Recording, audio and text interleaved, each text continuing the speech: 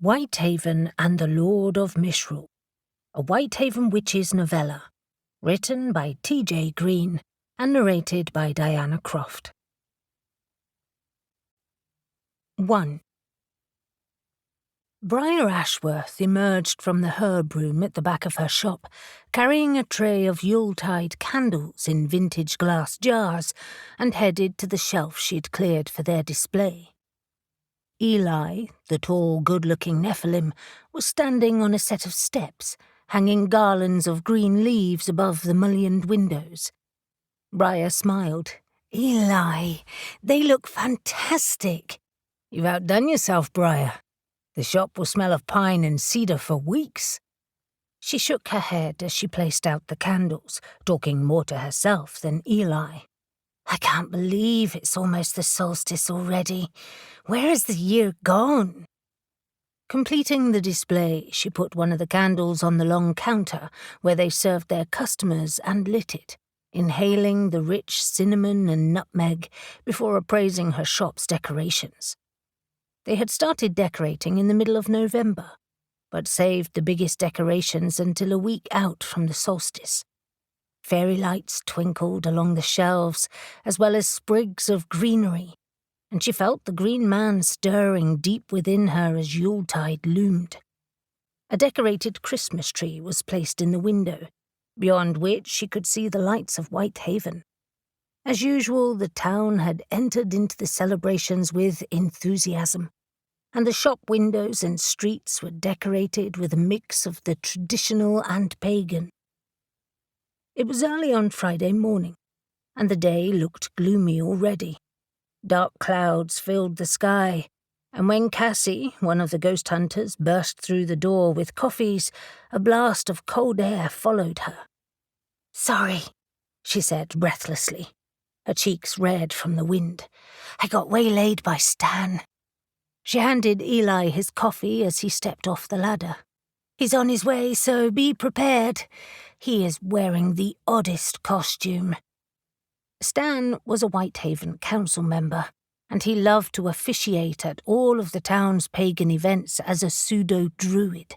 He normally wore a regular suit, but as soon as the occasion demanded it, he donned long robes and a cloak and swept through the town with great aplomb. He was unfailingly enthusiastic, and everyone liked him. "Really?" Briar said, accepting her drink gratefully and wrapping her fingers around the hot cup. "Not his usual robes, then?" "Nope." Cassie's eyes were wide with glee. "He's in a jester's costume." Eli sniggered as he joined them. "A what?" "You know, like a court jester, with a horned hat and curly-tipped shoes. He looks nutty." "Why the change?" Briar asked. Cassie grinned and nodded to the door. "You can ask him yourself." The doorbell jingled as Stan swept in, and Briar almost choked on her drink. "Stan, you look different." "Why, thank you, Briar. It's my festive look." He twirled in the middle of the shop, allowing them to admire his costume. He wore a tunic with a red and green diamond pattern over big, balloon-legged trousers tucked into brown leather boots with upturned tips. A huge ruff was around his neck, and on his head was a three-horned hat decorated with bells and Christmas baubles that jingled as he moved. He patted his round stomach, where the costume was stretched a little tightly, and asked, "What do you think?" "It's certainly eye-catching," she said brightly, seeing Eli still wide-eyed with shock. "Is that a traditional design?" "No, but they all vary a little, and I thought it was particularly suited to our Yuletide revelry." He leaned on the counter, looking very pleased with himself, and a waft of an unusual scent drifted around them. Eli finally found his voice. "Well, it's certainly that. I shall, of course, be wearing makeup too." Stan caught sight of himself in one of the mirrored cabinets and frowned. "I might put some on for the lunchtime announcement." "What are you announcing?" Briar asked, Whitehaven's festive plans, of course." Cassie gave an encouraging smile. "Which are? You've kept it very quiet." "Ah, well," he said, choosing a chocolate from a bowl on the counter and unwrapping it slowly. "I suppose it won't matter to tell you now. This year I will be the Lord of Misrule." "The what?" Eli asked, perplexed. "The Lord of Misrule," he repeated, his chest swelling with pride. "It's a medieval thing, really. He arranges and leads the Christmas entertainment. It seemed fitting, seeing as I arranged the Yuletide procession and solstice bonfire, both of which, by the way, will be amazing. I thought it would be a good change from the druid costume." Briar was alarmed. "Does that mean all the costumes for the parade will be different? I love the pagan theme." "No, not at all," he reassured her.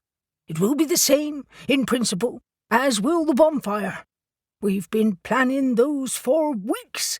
This will be a little something extra." He gave a delighted grin. Briar started to get an uneasy feeling and wasn't sure if it was the strange scent that was unsettling her or Stan's something extra. "Stan, there's a strange smell around you. Has your costume been stored somewhere weird?" "Smell?" He patted himself and inhaled deeply. "I can't smell anything."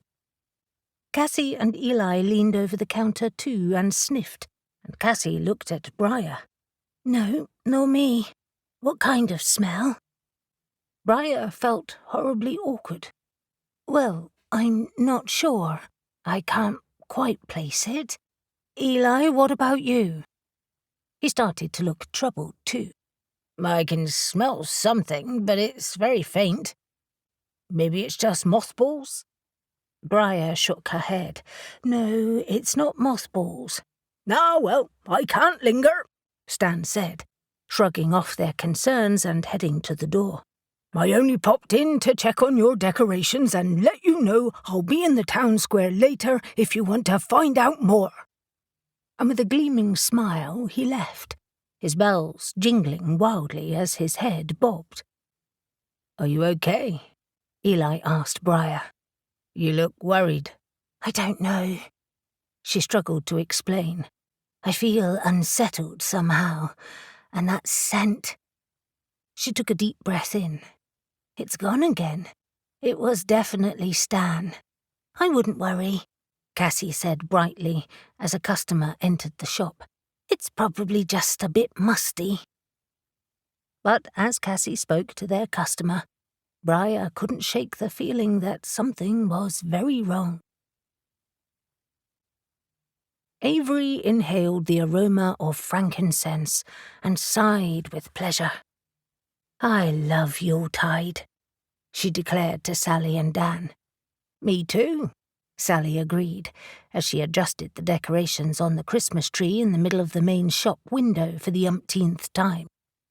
Next to it were the woven willow images of the Green Man and the Goddess that she'd used for Beltane, but had now dressed for Yule instead. "It's the best time of the year." Dan watched Sally with a frown on his face. "Nope. Halloween is the best time. And stop fiddling. It's perfect already." She stepped back and looked critically at her efforts. "Are you sure?" "Of course," Avery said, seeing Dan roll his eyes. To be fair to him, Sally had been obsessing over this particular display for hours. "It's beautiful. You've outdone yourself, as usual." Avery wasn't exaggerating. Happenstan's books had never looked so pretty. Fairy lights were strewn everywhere. A huge evergreen wreath hung on the door, and large paper snowflakes were strung across the ceiling. Sally smiled. "Thank you. It must be time for mince pies, then." "I thought it would never come," Dan groaned, watching her head to the back room. "I could have starved to death." "As if that would ever happen to you," Avery told him, pointing at all the sweet wrappers on the counter. "You know they're for the customers." He grinned at her. It's important to test them first. It would be terrible to poison everyone, wouldn't it? Sally returned with a plate of mince pies and placed them on the counter, then scowled at the window. Oh no, Rupert is here. Talk about bad timing. Now he'll loiter over a pie. Rupert, the owner and operator of the House of Spirits and the occult tour of Whitehaven, bustled into the shop, and Avery suppressed a groan. There was something very unpleasant about Rupert. His superior air and passive aggression irritated her. "Embracing both celebrations as usual, Avery," he said, in lieu of a greeting as he marched to the counter and picked up a mince pie. "Always the pragmatist." "What on earth are you talking about?" Avery shot back. "Christmas trees and pagan traditions, of course." "So?" she asked, bristling with annoyance. Dan stepped in. "It's part of Whitehaven's culture, Rupert, you know that. The whole town loves its pagan celebrations, but welcomes the more traditional ones too. Why should we be any different?" Rupert chewed his mince pie thoughtfully, and when he swallowed, said, "I suppose it's because you're so openly occult in other matters." He gestured to the tarot cards and books on witchcraft displayed on the table close by. "Oh, get over it, Rupert," Avery said, suddenly impatient. "I'm sure your occult tours still love to visit my shop, regardless of the Christmas tree." He looked down his nose at her. "Of course. In fact, I'll be bringing one around tomorrow.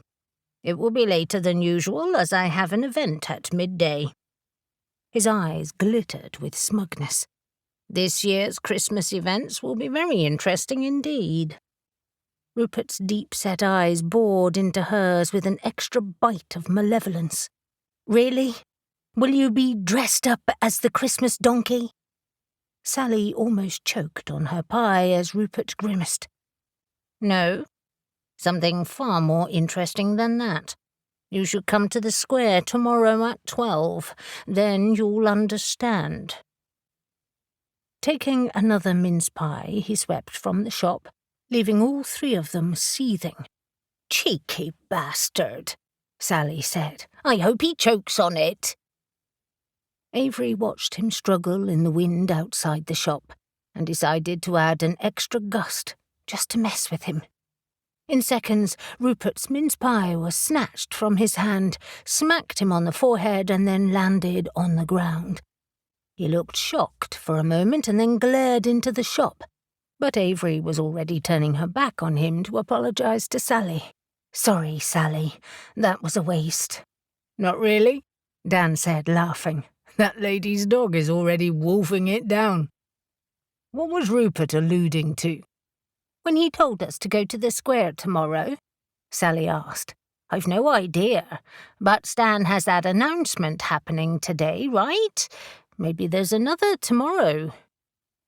Avery felt a stir of unease, especially when recalling Rupert's smugness. Intriguing. I'm just glad Rupert didn't hang around. I might head down to the square then. Is that okay with you two? I'd like to hear what Stan has planned. I caught sight of him when I went for coffee earlier. He's dressed in some outlandish costume." Dan nodded. "Fine with me. Maybe you should go now if you want to get a good spot. We're close to lunch already." Avery looked at the time, startled. "Blimey, the morning's gone quickly. I'll grab my coat and go. Cheers, guys." Avery was wearing a jumper, jeans, and her ankle boots, and she picked her heaviest wool coat and thick scarf to go outside in. The wind carried the bite of ice, and as Avery walked to the town centre, she pulled her gloves and woolly hat from her bag and put them on, too. Although she hated the cold, it did add to the festivities. The Christmas lights that were strung along the streets glowed even brighter against the stormy grey clouds, and all the shops looked welcoming. She'd almost reached the square when Shadow, the Fey warrior, appeared next to her, dressed in black as usual. "Hey, Shadow. You doing some Christmas shopping? Yule shopping, really? She admitted, as she walked down the street with her. We don't do Christmas as such, despite the boys' angel fathers. Avery laughed, knowing she meant the Nephilim. Why doesn't that surprise me? They don't seem especially fond of them. The Fallen sound like a formidable bunch, I know that much. She pointed to an angelic light decoration attached to a lamppost. It's odd when I see those gigantic angels everywhere. I always think of the stories the boys tell me, and of course they remind me of sylphs from my own land. She shuddered. Every single one a mean and proud warrior. Unforgiving, too. Once again, Avery was reminded of the odd ways all of their lives intersected, and the layers of meaning so many things had. Well, I barely give the angel decorations any thought, she confessed. Are you buying the boys presents? Avery was always intrigued as to how life played out in the farmhouse with 7 huge Nephilim and Shadow. She'd imagined it as a grim affair, but that's because the farmhouse had been so bare the first and only time she'd been there. Briar, however, had told her that it was now very different. We've got a 10 quid cash limit per person, which means we have to be creative. I don't think anyone is taking it too seriously, and to be honest, I have no idea what to get anyone. I take it you'll be with Alex. On Christmas Day, yes. We're having a full roast with all the trimmings, and of course we'll celebrate the solstice too. The streets were getting busier as they approached the town centre, and she asked, Are you going to the square? Stan is making an announcement. I wasn't going to, but I guess while I'm here, why not? Avery could see the top of the huge Christmas tree already, and a crowd was gathering. They found a spot close to the makeshift stage, shuffling to keep warm, and Shadow ran to grab some roasted chestnuts, returning to her side in minutes. Here you go, she said, thrusting her a pack. I love these. They remind me of home. It's nice to know some traditions cross worlds, Avery said, juggling a hot chestnut in her hand before popping it in her mouth. And look, Stan is here. Now that she was closer, Avery could see his jester's outfit, and she giggled at his odd appearance. But when she caught sight of his face, she gasped. He had face paint on, and it made him look macabre. His face was white, his lips reddened, around his eyes was dark makeup, and tears had been painted on his cheeks. Whoever had done it was very skilled.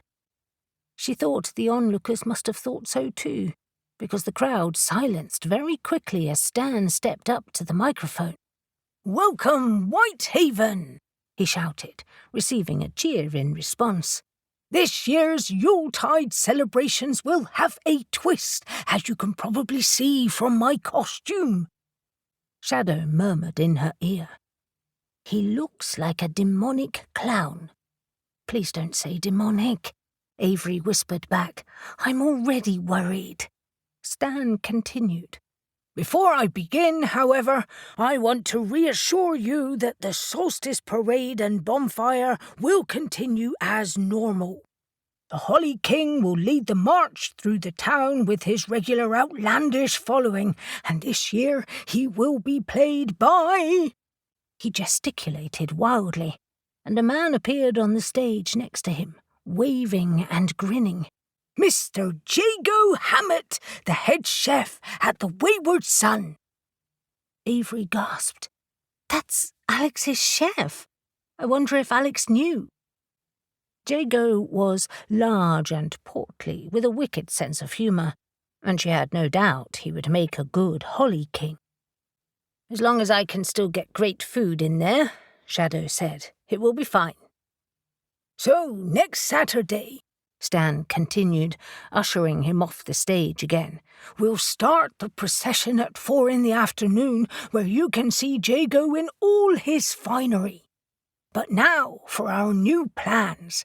This year the council decided to add an extra medieval theme to our celebrations, and I am pleased to say that I am your Lord of Misrule. He bowed theatrically, and the bells on his hat jingled as he bobbed.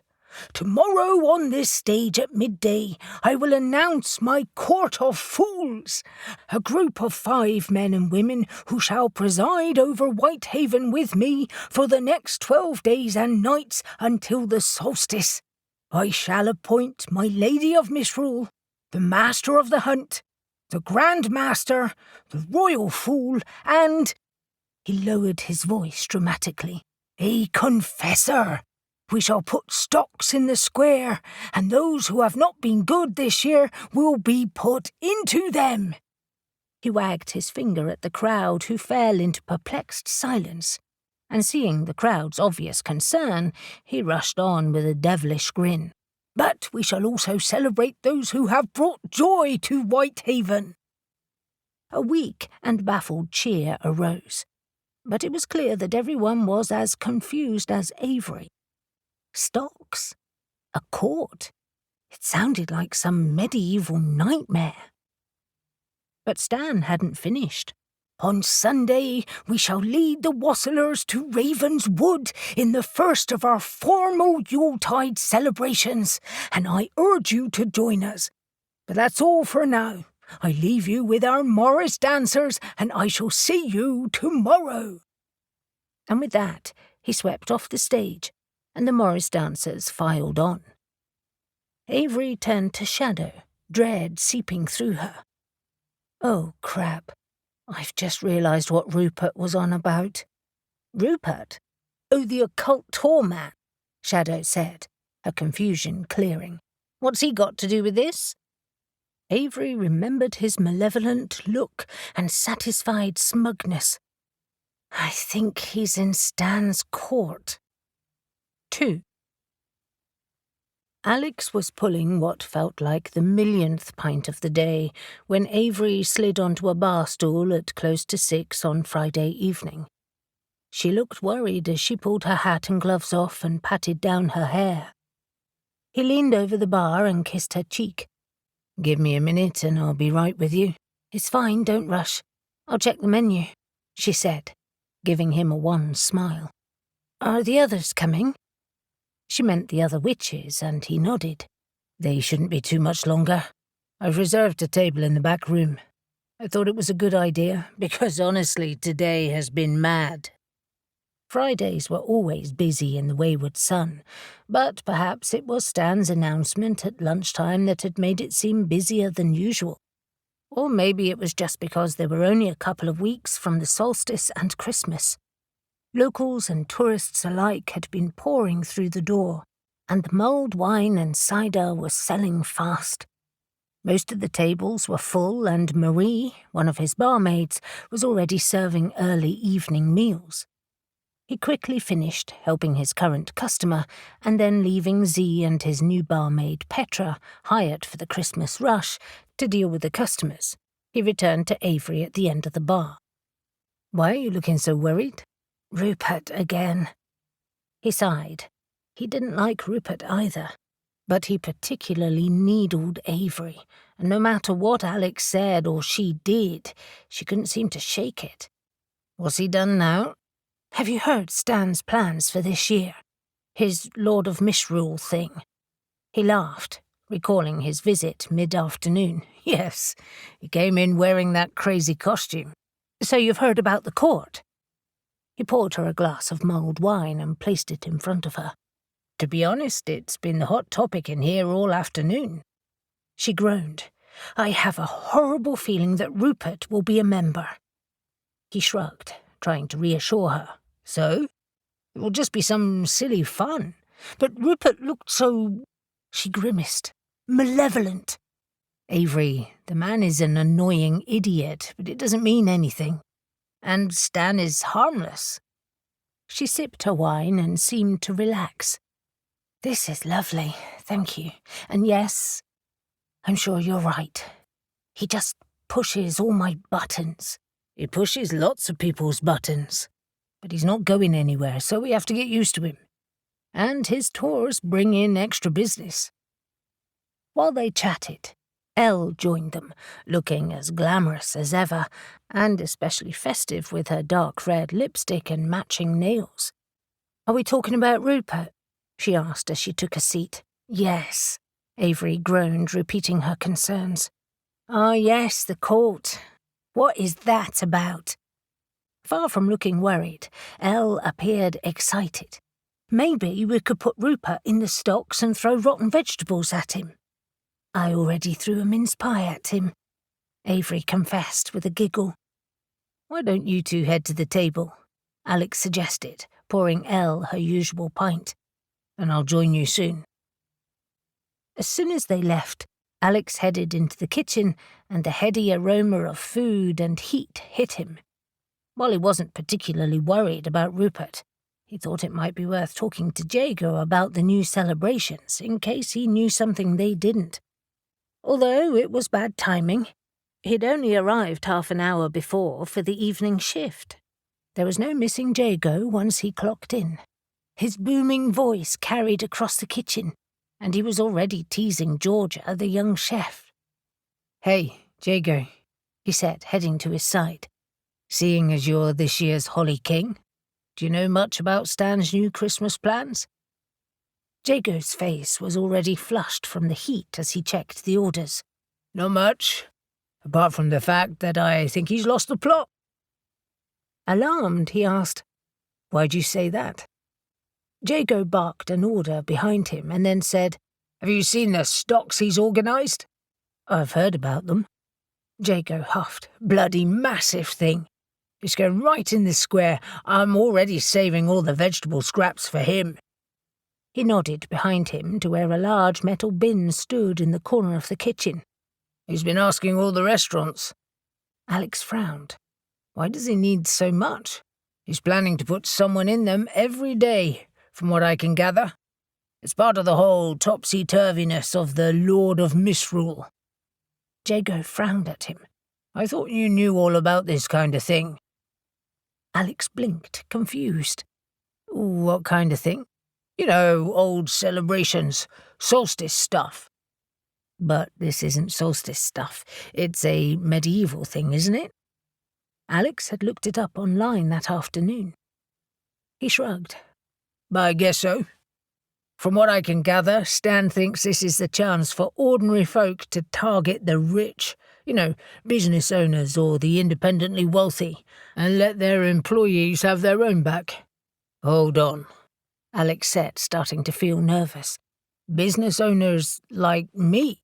Because I am not rich, and I treat you guys well, don't I?"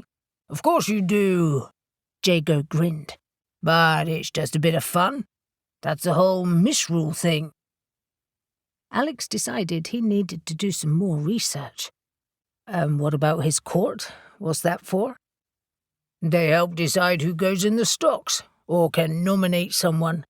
And they oversee some of the other things planned, but," he said, forestalling Alex with a raised hand, "I don't know who they are. As the Holly King, I am not privy to that." He wiped his forehead. "Alex, really sorry, but this is a bad time. I need to get on with things if you want food reaching the customers." Alex turned to go. "Sure, sorry. If you hear anything odd, though, do me a favour and let me know." Jago nodded, already reading out more orders, and Alex returned to the main pub, thinking Avery might have a point. He let Z know he was taking his break, and then joined the other witches in the back room of the pub. Reuben and Briar had arrived too, all of them deep in conversation about Stan. "Hey, Reuben, you might be targeted too with this stocks business," Alex said, updating them all on Jago's news. Reuben just laughed. "I'd like to see someone try to wrestle me into some stocks, unless of course they agreed to give money to charity to do it. Then I'd go willingly." Elle wrinkled her nose in distaste. "I'd rather give the money to charity myself. I don't want people throwing rotten vegetables at me." Briar sipped her wine, looking as worried as Avery had earlier. "Stan's costume smelled odd to me, like some strange herb that I couldn't place, and no, it wasn't mothballs." "You're all worrying about nothing," Reuben said, sipping his pint, and looking as nonchalant as he always did. It's just one of Stan's mad schemes, designed to entertain the tourists. From what he was telling me, Whitehaven is going to be bursting at the seams for the solstice celebrations again. I think the poor man thinks he needs to keep cooking up ideas to entertain us all. As a local landowner, I will do my best to help. Reuben lived in Green Lane Manor on the cliff top overlooking the coast, and came from a very old landowning Whitehaven family. He also owned Green Lane Nursery, which supplied seasonal decorations for the town through the council and private arrangements. "You're a right bloody pillock sometimes," Alex told his best mate affectionately. "What's he got you doing for the solstice?" "Filling endless pots to decorate the town, of course, and I'm leading the wassailing." "Are you?" Avery asked, shocked. "You kept that quiet." "Because he only asked me yesterday." He winked at her. "It's not a conspiracy, Avery, although I know you like to find a mystery in everything." She flushed and glared at him. "That's not true at all. I just have a nose for things, which you, surfer dude, do not." Reuben laughed again, not in the least bit offended, and Alex felt everyone's tension start to dissipate. He raised his pint in a toast. "I guess we should come and join your wassail, as long as there's spiced cider on offer." "I am funding it myself as a gesture of goodwill," Reuben said loftily. "Now, who's going to watch the court announcement tomorrow? I think if there's going to be some misruling in Whitehaven, the least we can do is welcome the court with rotten vegetables." Elle held her hand up, and her bangles jingled like bells. "Hold on. Can someone please explain this whole thing to me? Who exactly is the Lord of Misrule, and what does he do? I mean, I get he's some mad jester, but why?" Avery leaned forward, animated with her news. "I've been talking to Dan about it. It originated in medieval times, organised usually by a lord or landowner, or in a royal court by the king himself. The title was appointed to someone who wasn't high up in the social ladder, hence the topsy-turvy nature of the role. He was in charge of all of the celebrations leading up to Christmas or after it. Lots of drunkenness and parties, apparently." Alex recalled his own conversation with Stan that afternoon and said, "Apparently it was planned around the 12 nights of Christmas, and consequently Stan has moulded this for his own use. The 12 nights start today and end on the solstice, not Christmas or after it, but that's as much as I know." "Trust Stan to make it suit his own needs," Briar said, shaking her head. "Does that mean 12 days of celebrations, then?" "I only know about wassailing on Sunday," Reuben admitted. "Beyond that is a mystery. But maybe he'll announce that tomorrow, too." "In that case," Alex said, standing to go to the bar and get another round, "I'll come to the square with you, Reuben. I'd like to know what other medieval mischief Stan is planning on getting up to." Reuben wasn't entirely surprised that Elle had decided to join him and Alex on Saturday at lunchtime to watch Stan appoint his court. She was intrigued about the whole thing, but Briar couldn't get away from work, and Avery refused to celebrate Rupert being appointed to the Court of Fools. In some weird feudal gesture, Stan had sought Reuben's approval with his medieval plans just because he was a Jackson, although the truth was that Reuben wasn't interested one way or another. However, he liked Stan, who did a great deal to make Whitehaven's pagan celebrations memorable, and was glad to make him happy. Now, as he stood next to Alex and Elle, Stan caught his eye and called him over. "Sorry," he muttered to Alex and Elle. "Be back soon?" Stan was at the bottom of the stairs that led to the small rustic stage at the back of the square, dwarfed by the huge Christmas tree. The backdrop had been decorated with jesters' faces, and 6 thrones were lined up in front of it. An area next to the stage was sealed off with large velvet curtains that must have come from Whitehaven Little Theatre, creating wings. "You okay, Stan?" Reuben asked as he reached his side.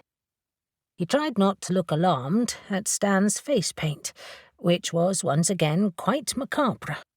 "Well, Reuben, now that you're here, I wonder if you'd like to give your public blessing to the whole affair." He lowered his voice and pulled Reuben down to his level, and Reuben tried not to breathe too deeply as a strange scent wafted from him. He wondered if this is what Briar had smelt. But before he could give it any further thought, Stan said, "I think everyone is alarmed that I mentioned stocks yesterday." "Not surprising, really, Stan. No one wants to think they're going to be judged by your crazy court." He looked around, wondering where the stocks were, and then saw a huge blocky object covered by a large sheet. "Is that it?" "It is. Perhaps you could be our first victim," Stan said eagerly, "just so people know it's fun." Reuben groaned. He'd suspected this might happen, just not so soon.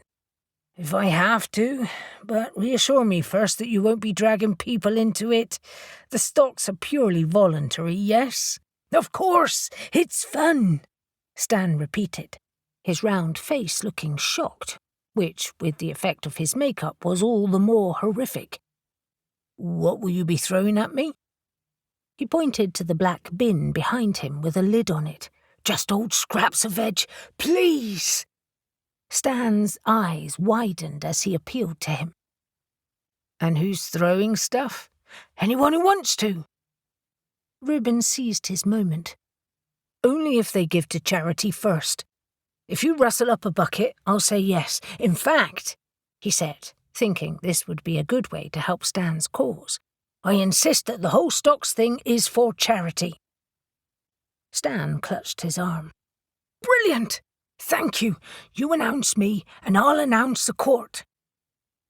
And without giving him a chance to discuss anything else, Stan marched up the steps, dragging Reuben with him. There was a huge crowd gathered now. The square packed with many familiar faces, but also lots of tourists who were celebrating the solstice events in famous Whitehaven. Reuben groaned, realizing he could well end up covered in a mountain of rotten vegetables. But subduing his concerns, he introduced Stan with great fanfare, and then hurriedly left the stage. He decided to wait at the bottom of the stairs to see if the other costumes also had a strange scent. A man, middle-aged and dressed in a suit, emerged from behind the curtains as Stan started his speech, and spotting Reuben, he introduced himself. "I'm Peter Simpson, one of the councillors who works with Stan." "Reuben Jackson," he murmured, shaking his hand. "Of course." Peter nodded, his voice low as he kept an eye on Stan. "He mentioned you. He's very anxious for this to go well, you know." "So I gather. Is the rest of the court of fools back there?" "Yes, all eager to get things underway." A flash of concern passed across Peter's face. "I just hope they don't terrify the kids." Before Reuben could ask anything more, Stan's voice boomed from above. "It is my pleasure to introduce the Lady of Misrule, Mayor Judy Flanagan." Peter was obviously there to ensure the events moved smoothly, and he stuck his head inside the curtain. In seconds, the mayor came out, and Reuben blinked in shock. The mayor, of a similar age to Stan and also slightly overweight, was dressed in another outlandish jester's outfit. She bounded on stage to a huge cheer as Stan said, "I know this is a topsy-turvy event, so strictly speaking the mayor should be in the stocks, but I could not think of a better person to be Our Lady of Misrule." Judy bowed with a flourish, and then sat on one of the thrones. Stan was bouncing up and down on the balls of his feet like an excited child as he made his second announcement, calling the Grand Master to the stage, a man called Arthur Lloyd, who emerged in another garish jester's costume. but was also wearing a tabard over the top with a large red cross on it. He clutched a huge sword that Reuben was relieved to see was fake. "As our Grand Master, Arthur," Stan announced, "will ensure chivalry is adhered to, or you will all be in trouble." Reuben turned to Peter. "Who's Arthur, normally?" "A librarian. He helped Stan do some research, so this is his reward." Stan's voice boomed again as he warmed to his task. "And now the royal fool, Jessica Chadwick." A young woman burst from behind the curtain, carrying a fresh blast of the strange scent. She ran up the steps, and as soon as she arrived on stage, she performed a series of athletic tumbles and backflips to great applause. Peter caught Reuben's questioning gaze. "One of the acrobats who normally performs in the parades. She's the niece of one of Stan's friends." Reuben nodded. So far, so good. Nothing seemed untoward, although Briar was right about the scent. It was odd. Stan rubbed his hands together. "And now, ladies and gentlemen, for the fun part of my Court of Fools, we have a Master of the Hunt and a Confessor. I shall introduce them together, as they are the formidable couple behind Whitehaven Occult Tours. Rupert Warner is our Master of the Hunt, and Charlotte Warner is our Confessor." Rupert and Charlotte emerged from behind the curtains in a suitably dramatic fashion, both throwing their hands wide as if they were the stars of the show. To be fair, though, Stan had announced them as such, and their costumes were probably the most eye-catching. Again, they were dressed as jesters, but the colours were darker, and their makeup more malevolent. Reuben couldn't help but suppress a shudder as he watched their eyes glitter with smugness. He hadn't met Charlotte before, not even when they had been to the House of Spirits. It was hard to fathom what she looked like without the makeup. But she was thin, her face pinched, and Reuben had the feeling he wouldn't like her. Neither paid Reuben much interest as they swept past him and up the stairs, where they bowed majestically. The strange scent of their clothes hung around them, and although he couldn't place why, he now felt very uneasy, and he noticed Peter did too. Stan continued his introductions. "The Confessor will seek you out to find your sins, or—" his voice dropped to sneaky silkiness, "the sins of others you wish to tell her about. The Master of the Hunt will ensure they end up in the stocks to receive their comeuppance." With a nod, the stocks were unveiled with a flourish, and a cheer went up from the crowd. "And the first to go in the stocks will be Reuben Jackson." Stan beckoned him to the stage again, and Rupert and Charlotte swiftly moved to either side of him, wrapping their hands around his arms as if he'd tried to escape. Reuben was taller than Rupert, and he looked down at him, amused. "Don't worry, I'm not about to run off. Stan, now would be a good time to mention donations." While Stan informed the crowd about the charity requirements to participate, the other members of the Court of Fools gathered around Reuben, and even though he knew it was all in fun, being surrounded by the unnervingly macabre jesters and a jeering crowd gave him a feeling of discomfort he hadn't expected. The royal fool led the way, making a path through the crowd with her acrobatics, followed by the Grand Master swishing his fake sword, and then the Lord and Lady of Misrule. In minutes, Reuben was trapped in the stocks, his head and arms pinned, as a long line formed. He could see Elle and Alex on the edge of the crowd, and he winked to reassure them. Rupert gave the stocks one last check and a shake, and in seconds, Reuben was being pelted mercilessly with rotten vegetables. 3. Avery could not believe her ears. "Reuben's been what?" she exclaimed, looking at Dan in horror. "Pelted with rotten vegetables. But it was just a bit of fun," he said, trying to reassure her. "Rupert was a pompous ass, but that's nothing new." Dan had returned to Happenstein's books after his lunch break and was telling Sally and Avery the news, but he wasn't the only one. It seemed most of Whitehaven had been crowded around the square, and everyone was chattering about the Court of Fools. "Poor Reuben," Sally said, appalled. "He didn't deserve that." Dan looked at her like she'd grown 2 heads. "He volunteered, and people had to donate to charity to participate. It was a good idea." "He said he'd do that last night if it came up. Was the crowd good-humoured?" Avery asked Dan. "For the most part. A few took to jeering, usually those too cheap to give to charity, or there'd have been a longer queue, I reckon.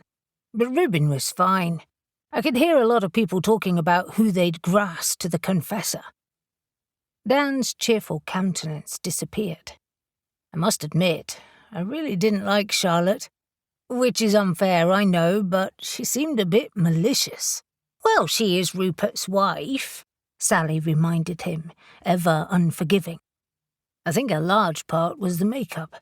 I certainly wouldn't want to meet them in a dark alley," he added with a shudder. "It would probably give your kids nightmares, Sal." Avery couldn't shake the feeling that something was wrong, even though Dan had done nothing but reassure her. To cheer herself up, she said, "Forget the Court of Fools. When do your book readings start, Dan?" "This afternoon." He smoothed his t-shirt down so she could see the slogan properly, and she groaned. "Don't judge a book by its movie. Oh, Dan, they really don't get any better, do they?" "How dare you?" he said, mock-offended. "I'm going to go and set up my area now. Today I will read from Charles Dickens' A Christmas Carol, so you better have mince pies ready, Sally." "I always do. You go and get started, and I'll be with you soon." As Dan threaded through the stacks to the far corner of the shop, Sally turned to Avery. "I know you're worried. You can't hide it from me.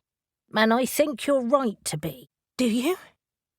Avery was so relieved she could have hugged her. "I thought I was going mad. I've just got a bad feeling I can't shake, and I'm beginning to think it's just because of Rupert." Sally hugged her. "I trust your instincts more than anyone, Avery.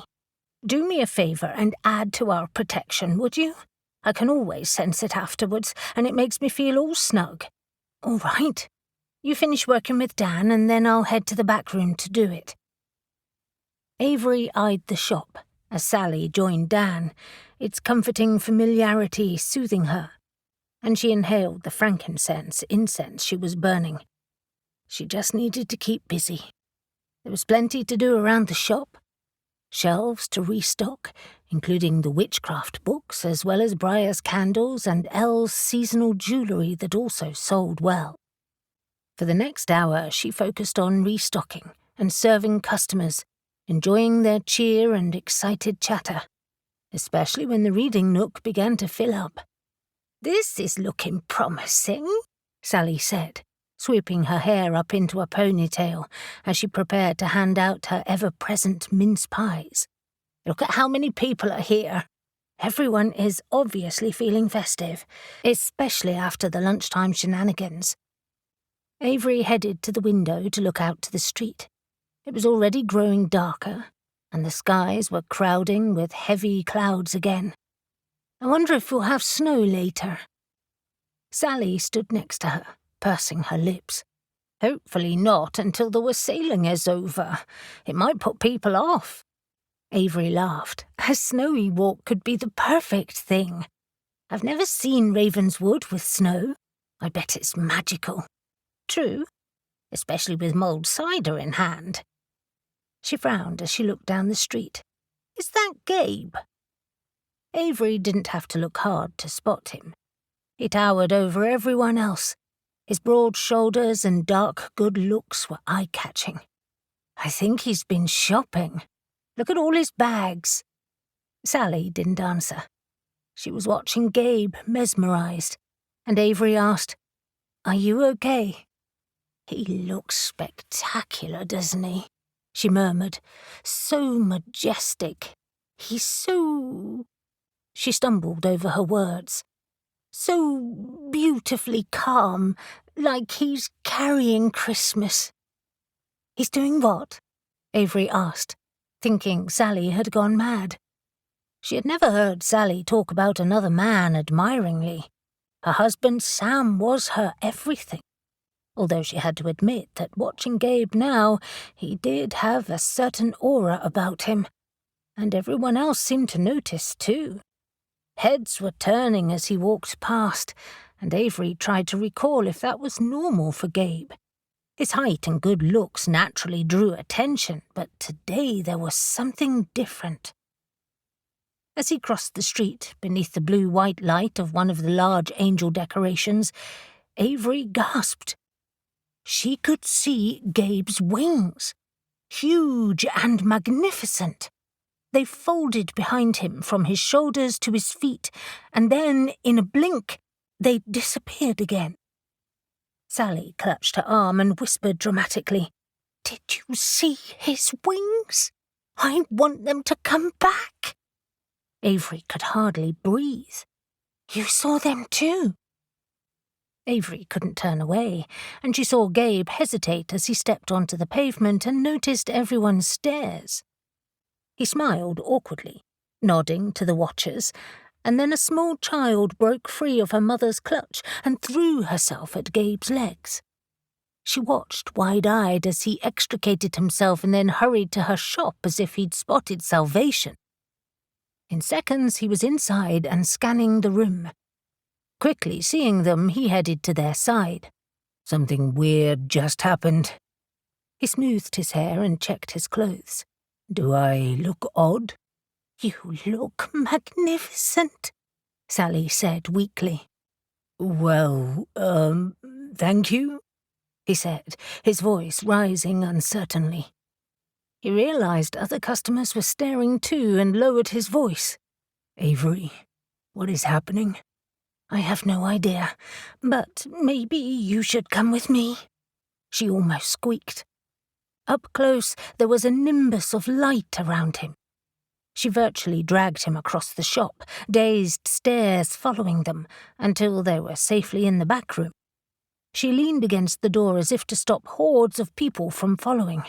"Gabe, I'm not exactly sure what's going on, but you're sort of glowing." "I'm what?" He examined himself. "No, I'm not." "Honestly, you are. You have this aura of, well, Sally was right. Magnificence." He was in the center of the room, and everything paled into insignificance beside him. The only light came from the fairy light strung across the cupboards, and in the gloom she saw his wings again. "I can see your wings. In fact, we saw them as you crossed the street under the Christmas lights." "What?" He almost roared as his head whipped around to check behind him. "How? They're hidden." "I don't know. It's not like I can see them properly," she tried to explain. "It's as if they're transparent, just visible in certain light, like ghost wings," she said, fumbling to find the right words. "Ghost wings?" For a second he froze, and then started to pace up and down. "This is not possible. Is that why people are staring? A child threw herself at my legs." "We noticed. You're kind of mesmerizing." Even as she was saying it, she tried to turn away from him. But he was like a magnet. His thick, dark hair, olive skin, and dark eyes were compelling, and combined with his physique, he really did seem like a superhuman. "What in Hern's horns am I supposed to do?" He glared at her. "You're the witch? Tell me how this is happening." "I don't know," she insisted. "Maybe someone has put a spell on you?" She flicked the light on, and in the full glare of the overhead bulb his wings vanished again. Okay, so it seems like a half light makes them visible. I can't see them now. And your glow has diminished too. Avery, I have to get home. It's getting dark out there and there are hundreds of Christmas lights around, he pointed out. My SUV is parked all the way down the street. Can't you do something?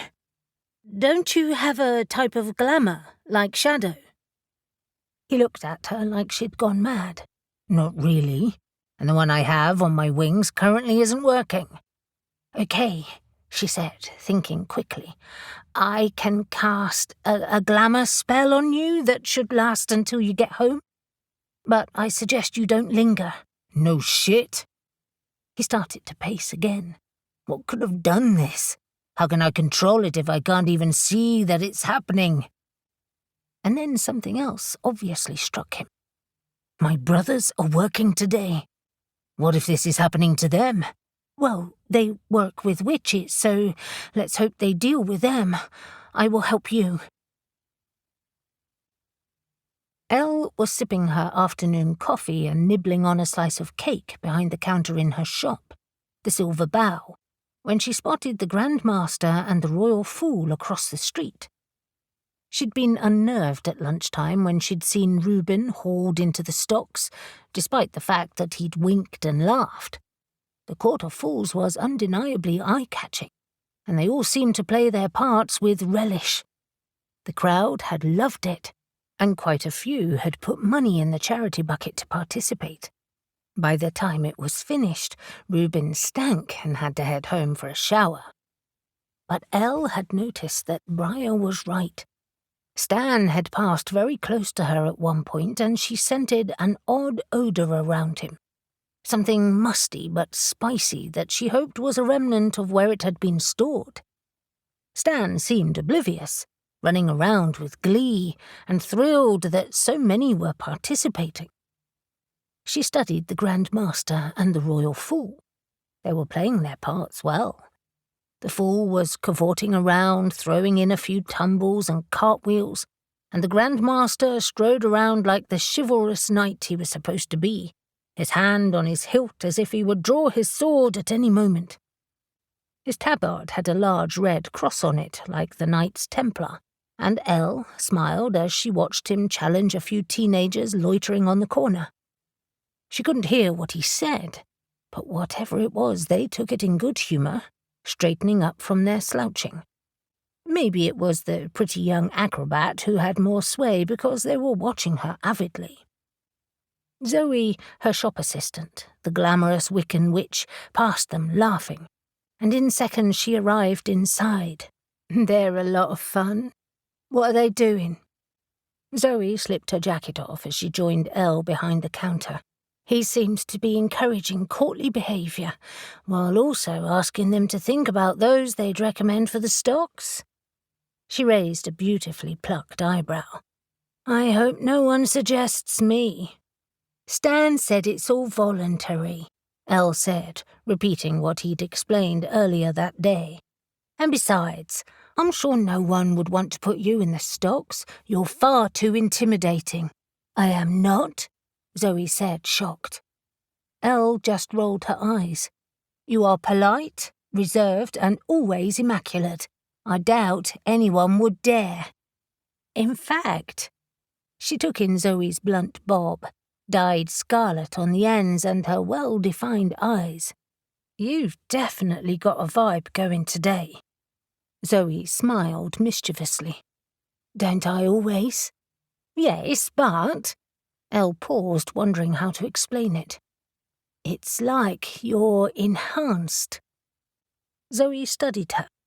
It's odd you should say that, because you seem to be too. In fact, your necklace appears to be glowing. Elle looked down at the antique necklace she'd found with her grimoire in the rune-covered box. The ruby was set into an ornate silver surround, filigree curls wrapping around the jewel, and it hung on a long chain over her black top. It hummed with an energy that she'd grown used to. It enhanced her fire magic and concentrated her powers if she chose to use it to focus a spell. and she lifted it up to her eyes. The centre of the gem held a pinprick of light, like a tiny flame. "Wow," Elle said, turning it slowly. "I only normally see that if I'm actively using it." Zoe knew all about her magic. "It's warm, too." "That could just be your body heat," Zoe suggested. "Only if I have a raging fever," Elle said, encouraging her to feel it. Zoe clasped it in her palm. "You're right. It's like a mini hot water bottle. I can feel it thrumming, too." Zoe frowned as she released it and looked around the shop. It was towards the end of the day, and there was only the two of them biding time until closing. The interior of the shop looked mysterious, with the ornate wallpaper and white lights snaking across the shelves, the jewellery glinting in the light. "Actually, Elle," she said, rising to her feet and walking over to one of the displays, "these all seem to have a glow to them too." Elle followed her. "It's just the lights. I like it like this. It feels more magical." "That's because they are. Your magic is very potent," Zoe said thoughtfully. "I think I can actually see it." Elle was baffled. "You can see my magic?" "It's the only way I can describe it. And look," she said, swinging around and pointing to the weapons that were mounted on the wall behind the counter. "The engravings have a weird light." "It's the fairy lights." "No, it's more than that," she insisted. Zoe was very stubborn.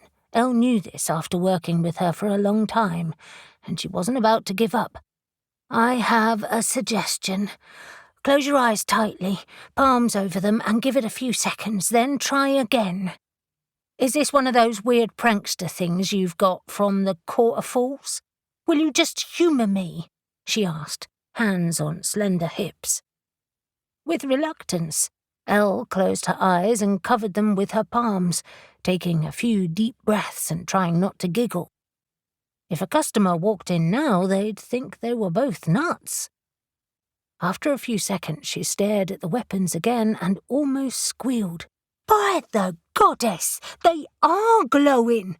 Told you so! What's causing that?" As Elle blinked, the light faded, but not completely.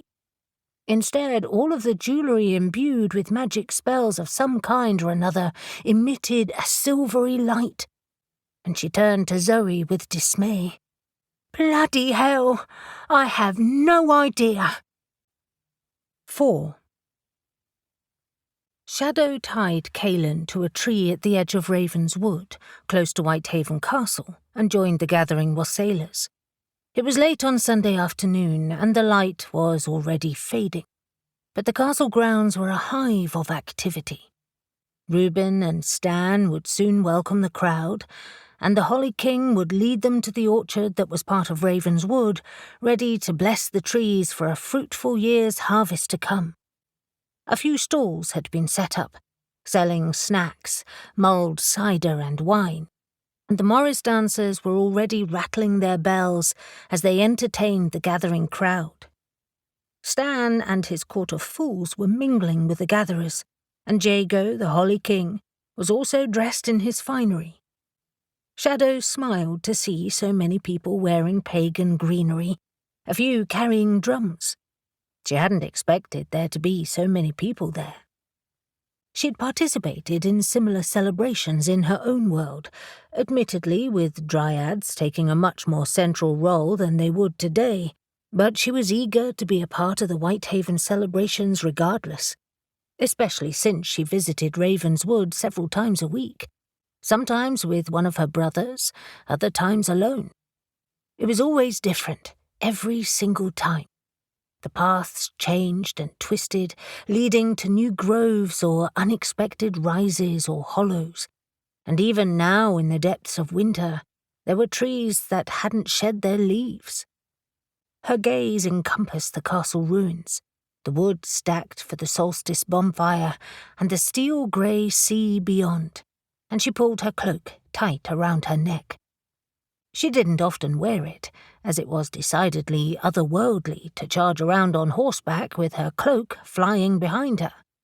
But it was thick and warm. Fortunately, today there were so many strange costumes around that she blended right in. Spotting Elle with the 3 other witches, her bright blonde hair almost a beacon in the twilight, Shadow bought a cup of mulled cider and joined them. "How are you?" Elle asked immediately. "Are the boys okay?" "No, they're having a meltdown," Shadow admitted, thinking that was the best word to describe the mix of panic and anger that had descended upon the household. "They're worried they'll be trapped in the house forever, seeing as how their wings have suddenly become visible." "It was more than that," Avery said, looking worried. "Gabe looked majestic, like some kind of super being. He even had a halo of light around him." "Yes, he told me." She rolled her eyes at the memory of Gabe's retelling. "His ego is big enough without being told that." Avery laughed. "But it's true. He radiated light, and I could not look away." "Eli was the same," Briar added. "He changed sometime in the early afternoon. It was like he assumed a mantle of power." Shadow could see it too, so she wasn't surprised. But she was curious about the timing. She turned to Alex. "And it was the same for Z, I presume?" "Yep. It also happened about early afternoon, and it was like a god had beamed down behind the bar. I felt quite inferior," he teased. "Can you see it?" "Yeah," she said, distracted. "Just in certain lights, as you guys noticed. I'm wondering what set it off." Briar shuffled in the cold, her boot-clad feet stamping the frozen ground. "The only thing I can put it down to is the Court of Fools. But the thing is," Elle added, glancing nervously at her coven, "now our magic seems to be becoming more obvious. The jewellery in my shop is emitting a silvery light." Shadow studied them. To most people, she imagined the witches would look ordinary enough. They were still people, after all. But they carried unmistakable power. Obviously, they controlled it well, keeping it tightly bound until they used it, but she could see and feel it. "To me, you look as you always do. But maybe others who are not as perceptive will see your magic differently now." And then she had another thought. "Do I look different to you?" Elle shook her head. "No, not yet, anyway. But it is getting darker, and there's something about the half-light that seems to trigger it." "So something happened yesterday to make all this happen," Alex said thoughtfully. "Briar is right. It has to be the Court of Fools." Before anyone could comment further, Stan's voice carried to them, and they turned to see that the wassailers had formed a long line. In the deepening twilight, old-fashioned torches flared into life, the flames curling into the air, and Reuben cleared his throat before welcoming everyone. "What is this thing with Reuben at the moment?" Shadow whispered to Elle. "You know, the whole welcoming thing." "It's Stan's idea. It fits in with the medieval, feudal Lord of the Manor theme. Reuben can handle it for a short while, but I'm not sure he'll be willing to do it long-term." She laughed mischievously. "He prefers his surfer identity to Lord of the Manor." Following Reuben's introduction, the Holly King took his place at the head of the procession, the drummers next to him, and Jago led them across the castle grounds and into Raven's Wood. Shadow reflected that it was hard to believe the ancient wood had only been in existence for such a short time. Hardly anyone knew that, thanks to the Green Man's magic, and it now seemed as if this tradition had been going on for decades.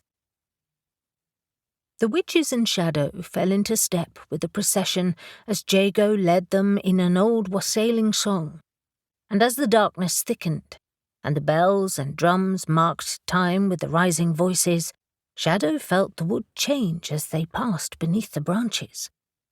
Like the rest of Raven's Wood, the orchard was ancient. The branches were gnarled and knotted, and they tangled overhead, casting gothic shadows in the firelight. The torches were carried carefully, their bearers wary of damaging the trees. Briar clutched Shadow's arm unexpectedly, and a green light kindled in her eyes. "He's here," she whispered, almost breathless, and Shadow knew exactly who she meant.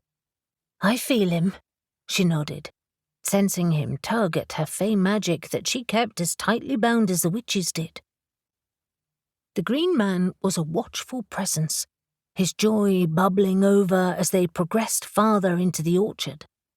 They were surrounded by apple and pear trees for the most part, although there were also plum trees further in, all of which were wild and uncultivated. The ancient forest did not encourage husbandry. They finally halted, and Reuben left Jago and Stan to join his friends, where they hung back on the group's periphery. Jago addressed the crowd again, his voice carrying around them and up into the canopy, and then Stan, obviously unable to leave behind the libations he provided in his druid persona, offered them up now and summoned other things. "Oh no," Shadow murmured as she watched dark shapes flit amongst the crowd. "The dryads are here." She looked at the witches in panic. "Can you see them?" "I can," Briar said immediately, her pale face both excited and wary. "I really hope this isn't going to be like Beltane." "I see them too," Avery said after studying the crowd for a moment. "I thought it was just shadows, but I can make out separate shapes." She caught her breath, transfixed. "They're so beautiful." "They are," Shadow murmured, wondering at what point the wassailers would become aware of them. A couple of dryads caught her eye, and Shadow nodded to them, sensing they were responding to the gathering energy as the wassailers carried out the pagan ritual. She knew there was no doorway between the worlds, even in this ancient woodland, but the green man had managed to bring them here somehow. A community of the other world living in harmony with the trees. It wasn't like being amongst the fae, but for Shadow it was at least a little taste of home. The strange scent of the Court of Fools wafted across them. Shadow wasn't at all sure what role the jesters would have here, but for now they circulated, participating in the singing and dancing. Rupert and Charlotte were closest, celebrating with the rest of them, but their eyes were hooded in this light, and Shadow couldn't help but notice the transformation in their faces. They looked different, less human. And then, as if a veil had fallen or maybe lifted, everything changed. A pale green light shimmered across the bare branches and hung in the air like dust motes, and the drumming thickened, sounding both closer and farther away. A collective gasp escaped the group, and in seconds there was chaos. The joyful singing erupted into screams as the crowd became aware of otherworldly beings amongst them. They ran, panic-stricken, into the depths of the wood, including the Court of Fools. Only a few remained, transfixed with wonder as they watched the willow-limbed nymphs dance to the beat of the faraway drums. "Holy shit!" Reuben exclaimed, horrified. "What are we going to do?" "Can we say a spell for calm?" Avery asked, hardly able to draw her eyes from the dryads either. "Maybe the green man will intervene," Briar suggested. "I doubt it," Shadow said, shaking her head as she watched the graceful, green-skinned dryads with their mossy clothes spin through the trees. "They shouldn't be here. They are shy creatures, preferring to remain with their own kind, even in my world. They care not to interact with fae, and certainly not humans. Why appear to a huge group now? This doesn't make sense." "Were they summoned?" Elle asked.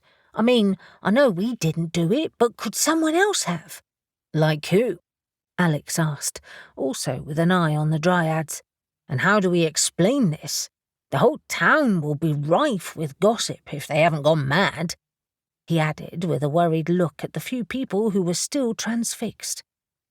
"And what's with the green glowing trees?" Reuben asked. "Dryad magic," Shadow said.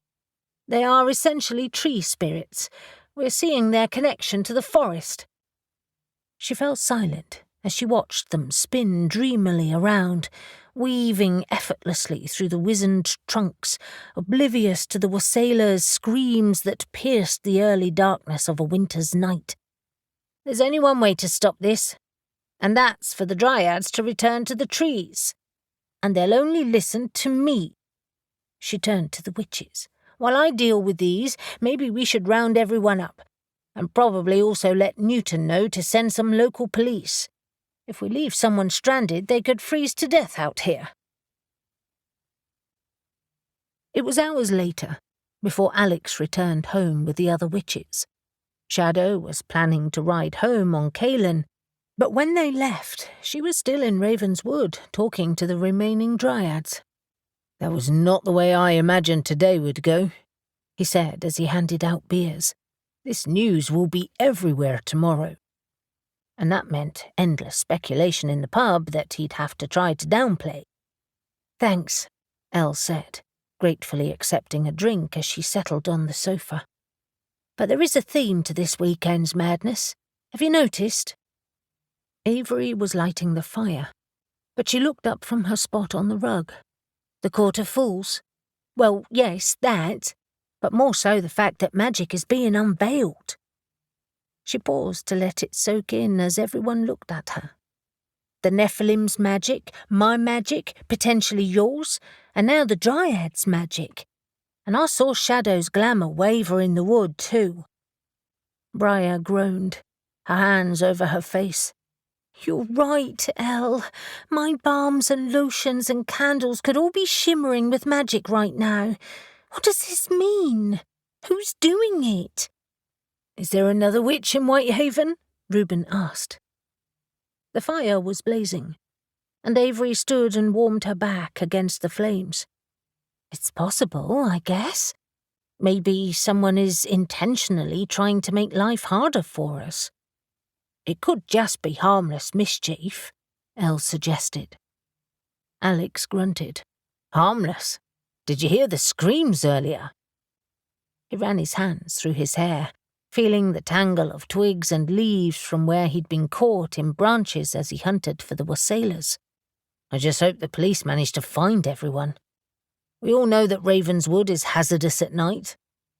"At least the stall vendors were unharmed," Reuben said, trying in vain to cheer everyone up.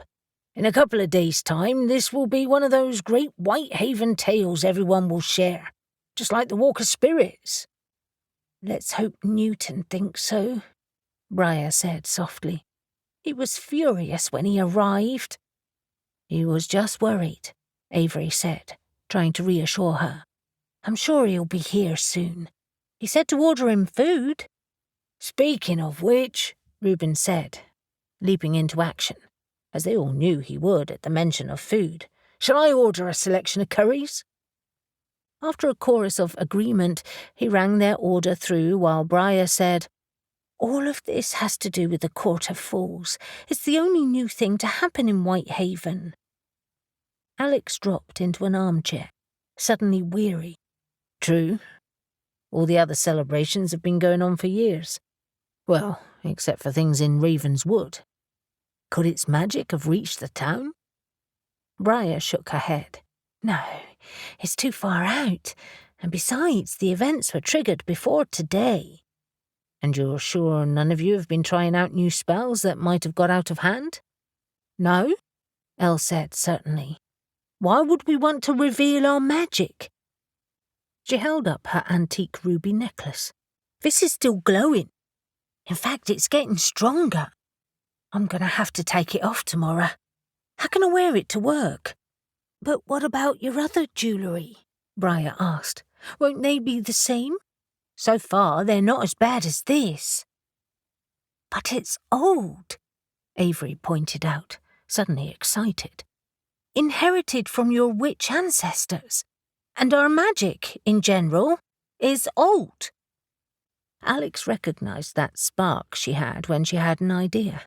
"You mean the old family magic that courses through our veins?" "Exactly." She grinned at him. "And the Nephilim have ancient magic, as does Shadow and the Wood. What if something is tapping into that?" "It brings me back," Briar said earnestly, "to the Court of Fools. We've all smelled that strange scent coming off their clothing. What if it's caused by a spell?" Reuben nodded as they considered the possibilities. "They have been everywhere in town, so I guess it's possible they have unknowingly spread a spell around." Elle was curled into her favourite corner of the sofa, sipping her beer, and she said, "I don't think it's a case of tapping into our magic, Avery. But it is being revealed for some reason." "Okay, so say it is their costumes," Alex said, trying to reason it through. "Why spell them in the first place? I mean, what does it achieve? Because there must be a point to it." Reuben shrugged. "The point could be exactly what is happening, to unveil magic. They are just as costumes after all. The intent is to cause mischief. And to exact a sort of reckoning, too," Alex mused. "The Lord of Misrule, as we know, is about topsy-turvy behaviour. The weak or poor get to have one over on the stronger or richer." There was a knock at the door, interrupting his chain of thought, and leaving the others chatting, he headed downstairs to find Newton outside holding bags of curries. Newton shuffled inside with a huff. "It ain't that well. Please tell me there's some for me." Alex took a bag from him and led him upstairs. "Of course. Glad to see you didn't get lost in Ravenswood." Newton looked tired and exasperated, and he nodded a silent greeting at the others. The arrival of curry had spurred them all into action, and once they had set out the food, plates, utensils and drinks, they sat around the dining room table loading their plates. "Did you find everyone?" Briar asked, looking concerned as she grabbed a piece of naan. "We think so. Well, at least no one complained of anyone being missing." Newton ladled a portion of curry onto his plate. "It seemed no one had travelled too far into the interior, I hope." Alex and the others had helped locate a lot of people before they left, and he nodded his agreement. "We found the same thing, but we're worried a couple may have gone astray. We had a line of officers search with torches for a good distance and found no one else, but wow, it was unnerving in there. Shadow was helpful, though." "Did you see the dryads?" Avery asked him. "I saw something," he confessed, "and quite honestly, I don't want to think about it too much." Alex understood that. As familiar as they were with magic, the other world and its inhabitants were still deeply unsettling. He'd had disturbing dreams about Beltane Night for weeks. Newton shook himself as if dispelling strange thoughts. "Okay, so where are we up to with this? Because I assume you were looking into why this happened." "Sure," Alex said, summarising all their news. "I guess we start with the costumes." "Which means we need to talk to Stan," Elle said. "It sounds like this is all his idea." "Well," Avery said, "he's bound to be in town tomorrow. In fact, the whole place is going to be buzzing with news about today's events. I guess whoever has the chance should talk to him. And then once we know where the costumes came from, we should start digging." 5. Briar completed the glamour spell and assessed Eli critically. They were in her herb room at the back of Charming Balm's apothecary, and it was just before opening on Monday morning. When he'd arrived, sneaking in through the back door, he still radiated his unearthly power, and his wings were partly visible under the fairy lights. He was desperate to get out of the house and was relieved that Briar thought she could help. "Well, I think it's worked," she said, smiling at him. "It's a spell we discussed last night. We wanted to help you all with your predicament, but maybe we should ask Cassie," she said, looking at Cassie expectantly as she made them coffee. "Twirl," she instructed Eli with a mischievous glint in her eye. You look fine to me. Well, as normal as any oversized human with devastating good looks can. Ha, funny, Eli replied, not amused at all. It's a gift. But are you sure? Eli looked down, holding his arms out and then twisting to look at his shoulders. I feel the same, but I did the other day, to be honest. His handsome face was grim with concern. You have no idea the trouble this has caused this weekend. I have some idea, actually, Briar said, accepting her drink gratefully from Cassie. Shadow told us, but hopefully yesterday's events have chased that gossip away. She had already updated Cassie on the wassailing and knew Eli would have seen Shadow. Did she get back okay last night? Eli nodded. Yeah, she was late though. Said the dryads couldn't explain why they had felt compelled to materialize from the trees. They just did. Didn't sound like they were too happy about it either. Cassie groaned. I wish I'd been there. Ben and Dylan will be gutted. The way things are going, Briar assured her, they'll capture plenty more stuff in town. Cassie shook her head. No, they won't. They both left Cornwall to see friends and family for Christmas, and I'm not that good with the camera stuff. That's a shame, Briar said. I just wonder what other type of magic might be unveiled. Or what other general weirdness may ensue, Eli said, leading them into the shop. And then he stopped in the doorway, and Briar thudded into the back of him. Briar, have you looked in your shop yet? No. She tried to push him out of the way, but he was as immovable as a wall. I came in the back door. What's happened? Move, you big lug. I think the Green Man has happened. He stepped out of the way, and Briar gasped, utterly speechless. Cassie was pushing through the door behind her, and she squeaked out, Hans Horns! Please don't tell me he'll turn up too. Briar muttered as she took in her shop that now resembled a woodland grove. The greenery that they had hung up on Friday had sprouted shoots and now rambled across the window, along the ceiling, around the door frame and over the shelves. Her balms, lotions, teas and candles merely peeked out from verdant green leaves and holly. Okay, I think this counts as general weirdness, Eli said, striding around the shop. Shit, there's a sapling behind the counter too. Briar inspected the Christmas tree in the shop window. This has grown roots as well, in my windowsill. She turned around, taking it all in, and despite its unexpectedness, she smiled. It looks pretty cool, though. It looks amazing, Cassie said, stroking one of the branches that protruded from a shelf. So natural. Ha, Eli scoffed. There's nothing natural about this. Briar sighed heavily. Part of me loves this. I mean, it's great when magic gets a little bit cheeky and the Green Man does his thing. But this could seriously impact all of us. I know, Cassie said, desperately trying to subdue her glee. Why don't I stroll around Whitehaven and check to see if anything else has happened? Sure, and be careful, she added, as Cassie headed to the herb room for her coat. In seconds, Cassie had returned fully wrapped up with hat, gloves and scarf. If I spot anything, I'll take photos. She smiled apologetically at Briar and Eli. I know this is worrying for you, but it's great for me. Once Cassie had left, Briar placed her coffee on the counter. Let's check the stock, Eli, and see if it looks magical.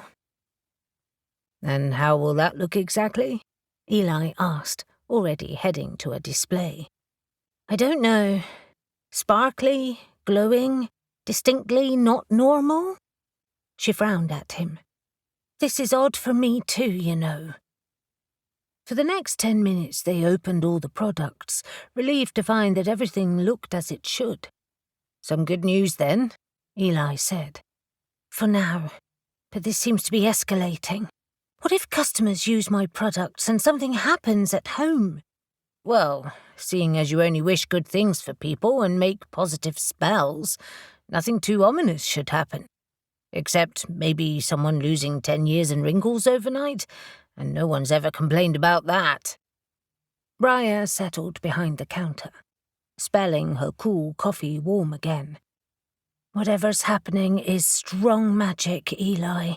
To counter your natural magic, to do all this. Her arm swept out to encompass the shop. To bring dryads out of their trees. If it gets too much stronger, the glamour won't work on you. Or you either, maybe. He stared into her eyes. The green glow is back. I should call the others to see what's happening with them. Let's hope Stan turns up soon, somewhere, because we have a lot of questions. All morning, all Avery heard was how Raven's Wood had come alive during wassailing and tried to swallow the villagers, and time again she had tried to persuade everyone it was just the effects of spiced cider and wine in the twilight. Oh, come on, Ave. Pull the other one, one of her oldest customers called Treve said with a knowing smile. Were you summoning spirits up there last night? Avery looked at him, appalled. No, absolutely not. Why would I do such a thing? I'm not judging, he said, holding a hand up. But we all know Ravenswood has got more going on than most places, and you're not averse to that. For a moment, her mouth opened and closed soundlessly before Sally came to her rescue. Stop teasing her, Treve. You know Avery would never frighten people. I think you mean would never summon spirits, Sally, she said, finally finding her voice. And after all, that wasn't a lie. She didn't summon spirits. That was Alex's strength, not hers. Of course, that too. She smiled breezily. Now, Treve, shall I ring up your book? All right, that'd be lovely. Sally examined his selection. This is all about pagan customs. A present? No, he said archly. Bedtime reading. Ever since that pillock Rupert has been bouncing around town as the master of the bloody hunt, he's been stirring up trouble. He bristled. Asking people to nominate someone for the stocks? Appalling. Thought I'd do a bit of fact-checking. This has got a whole section on the Lord of Misrule. Don't you like Rupert? Avery asked Treve, composed once more. No. Nasty piece of work. Suggested I should nominate you. But I didn't, he said, noting her alarmed expression. He leaned forward and winked. I'm going to nominate him. Don't worry, love. He pocketed his book. No one will suggest you for the stocks. You're too well respected here. I'll be seeing you ladies soon, he said, with a cheerful nod. Avery managed to contain her anger until Treve had left. He nominated me. What have I ever done to him? Nothing, Sally said, patting her arm reassuringly, other than having talent he's jealous of. But he's stirring up trouble, and I don't like it. I'm sure Stan wouldn't like it either. This was supposed to be fun, but it's feeling very mean. She lowered her voice. Did I tell you that Briar phoned this morning? No. Is she okay? Avery scanned the shop to make sure no one was approaching. Her shop has turned into a woodland grove overnight. All of her fresh garlands have gone mad, and there's a tree behind the counter. Sally froze. No way! How did that happen? We think the Green Man's magic went haywire. It certainly wasn't Briar's doing. They're all pretending it was intentional, and they were planting all night. How do you disguise a tree, Avery? They put stuff around it and pretended it was in a pot. They both fell silent while they scanned Happenstan's books, anxious that nothing should appear amiss, and reassured, Sally said, We're okay here. For now. Avery said ominously, sure they wouldn't be excluded from the madness. Sally, we have to find out where the Court of Fools got their costumes from. They have to be the key. Oh, talk of the devil. She nodded to the window. Rupert was across the road, dressed in his outlandish costume, but no one seemed willing to talk to him. In fact, people openly moved aside as he approached. That's odd, Avery noted. His occult tours make him quite popular normally. Not if he's been stirring up trouble for you, Sally said. You're Whitehaven born and bred, and he's a newcomer. People remember that. Rupert crossed the street, and in seconds the shop door banged open as he entered, causing everyone to look at him. A few gasps resounded around the bookshelves. As soon as Avery saw his face, she immediately recoiled and felt Sally do the same. No wonder people were avoiding him. Rupert looked terrible. His eyes were bloodshot, the skin around them dark, and his hooded gaze seemed more intent than usual. He strode to the counter, and despite her annoyance, Avery asked, "Rupert, are you okay?" "I'm fine. Why wouldn't I be?" "Your eyes are red, so I wondered if you had a cold or something." Actually, she thought there was much worse than that, but she kept it casual. "No, I'm fit and well.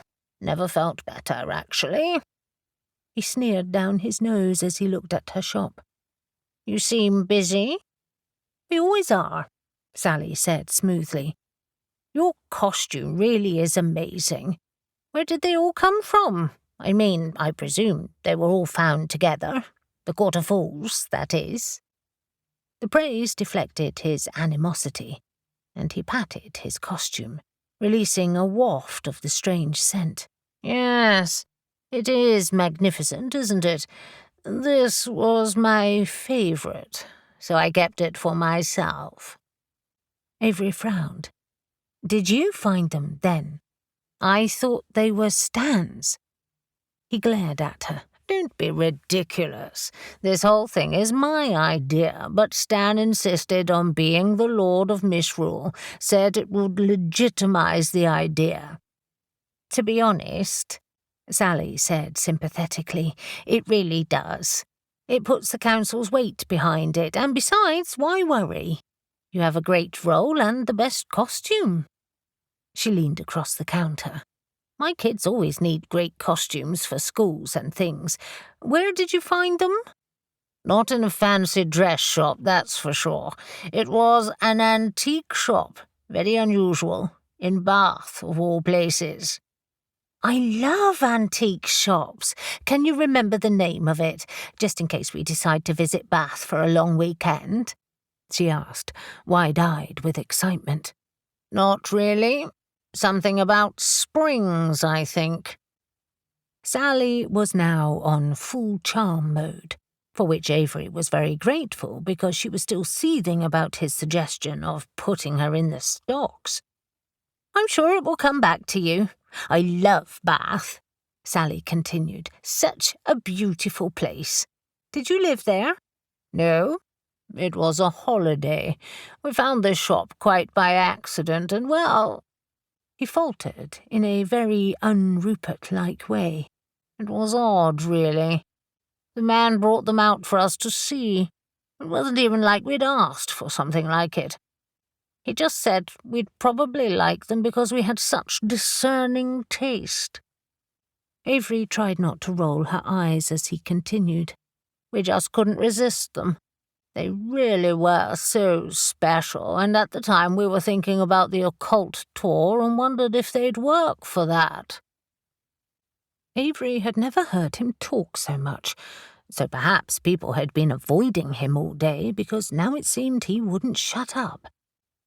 Sally offered him a biscuit. "Are you keeping them anywhere special? Because they carry such a lovely scent. I noticed Stan's did too." "Scent?" Rupert sniffed loudly as he lifted his arm to his nose and his pupils dilated. "I can't smell a thing." Maybe it's just something we're sensitive to, Sally said casually. Did they come in some interesting packaging? An old box, lined with very old newspapers, nothing special. Sally shrugged. Oh well, perhaps something had been stored in there before. Rupert frowned, sniffing again. Maybe I should check with Stan. The box is at the council office now. Obviously, I shall have the costumes back when we're done. He crunched his biscuit aggressively.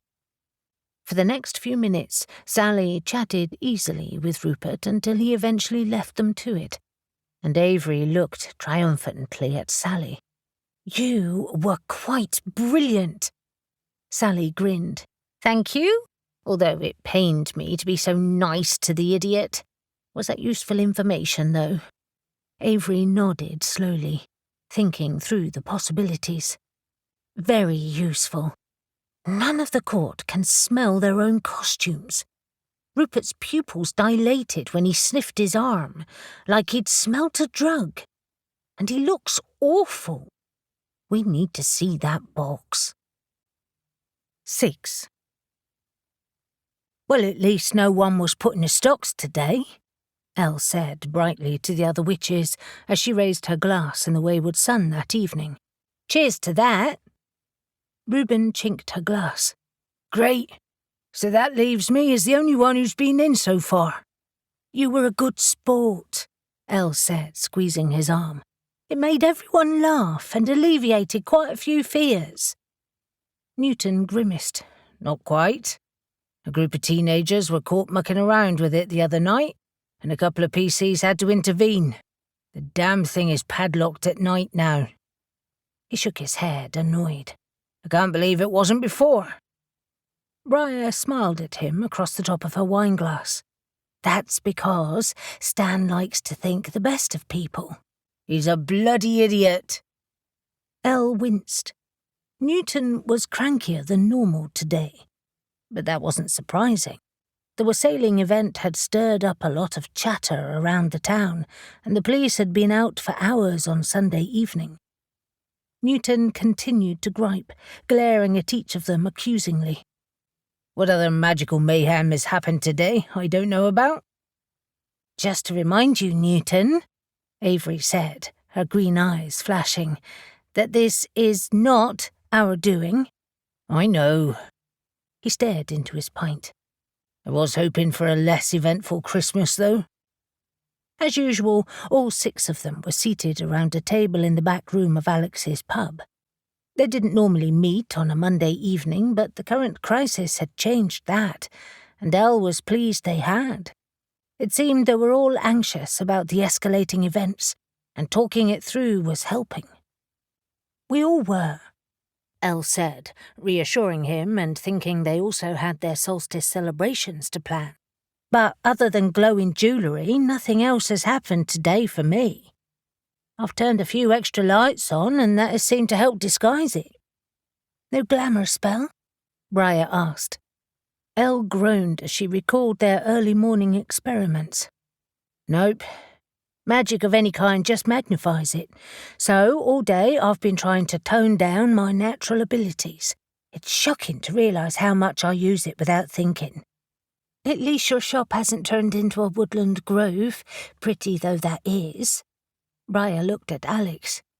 This place feels normal enough? He shrugged, uncertain. The spell on this room seemed to be working a little too well earlier. Tourists seemed to be repulsed rather than discouraged. A couple of people complained of headaches after sitting too close. His hands tapped his pint glass. There's not really much I can do until after closing to try to rectify it, but, like you say, Elle, any magic I do will be exacerbated. Well, I'm pleased to say that nothing odd is happening at the nursery, Reuben said, leaning back in his chair. But seeing as we are out of town and haven't been visited by the Court of Fools, that's not surprising. Avery nodded, pleased, which lends even more weight to our belief this has to do with them. No issues in your shop, then? Newton asked her. No, well, maybe. She paused, pushed her hair back from her face and rested her chin on her hand. "I have a spell that helps people find that perfect book they never knew they wanted.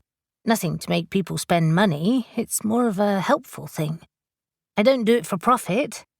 But today, I must admit we sold more than normal. I'm wondering if my spell has become bigger somehow." Her fingers ran across her lips. "Maybe I should check it later." "I wouldn't," Elle said. "You could make it worse." "Anyway," Avery continued, "I have news." She quickly updated them on Rupert's visit. "I've already discussed this with Alex. We're going to break into the council building tonight and look for the box." Newton groaned. "Did you have to say that in front of me?" Alex laughed. "Pretend you didn't hear us. And you know we'll be in and out of there without any issues. Normally, but your magic isn't behaving how it's supposed to, is it?"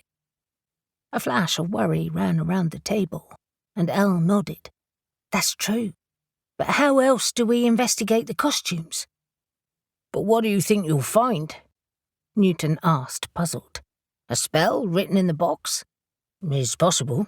Some of our grimoires were found in spellbound boxes," Alex reminded him. "We have to check, and if we find nothing, then we must think of other options." Elle had an idea. "Did you find out the name of the antique shop? Perhaps Harlan could investigate it for us." "No, unfortunately," Avery said, frowning. "Just that it was something about springs. I'll ask him anyway. You never know.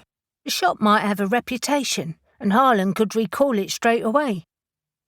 Newton seemed to perk up at the suggestions, break-in notwithstanding.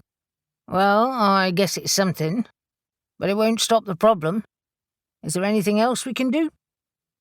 "Other than keep our magic in check? Not much right now," Reuben told him. "I know what I'd like to do," Newton said decisively.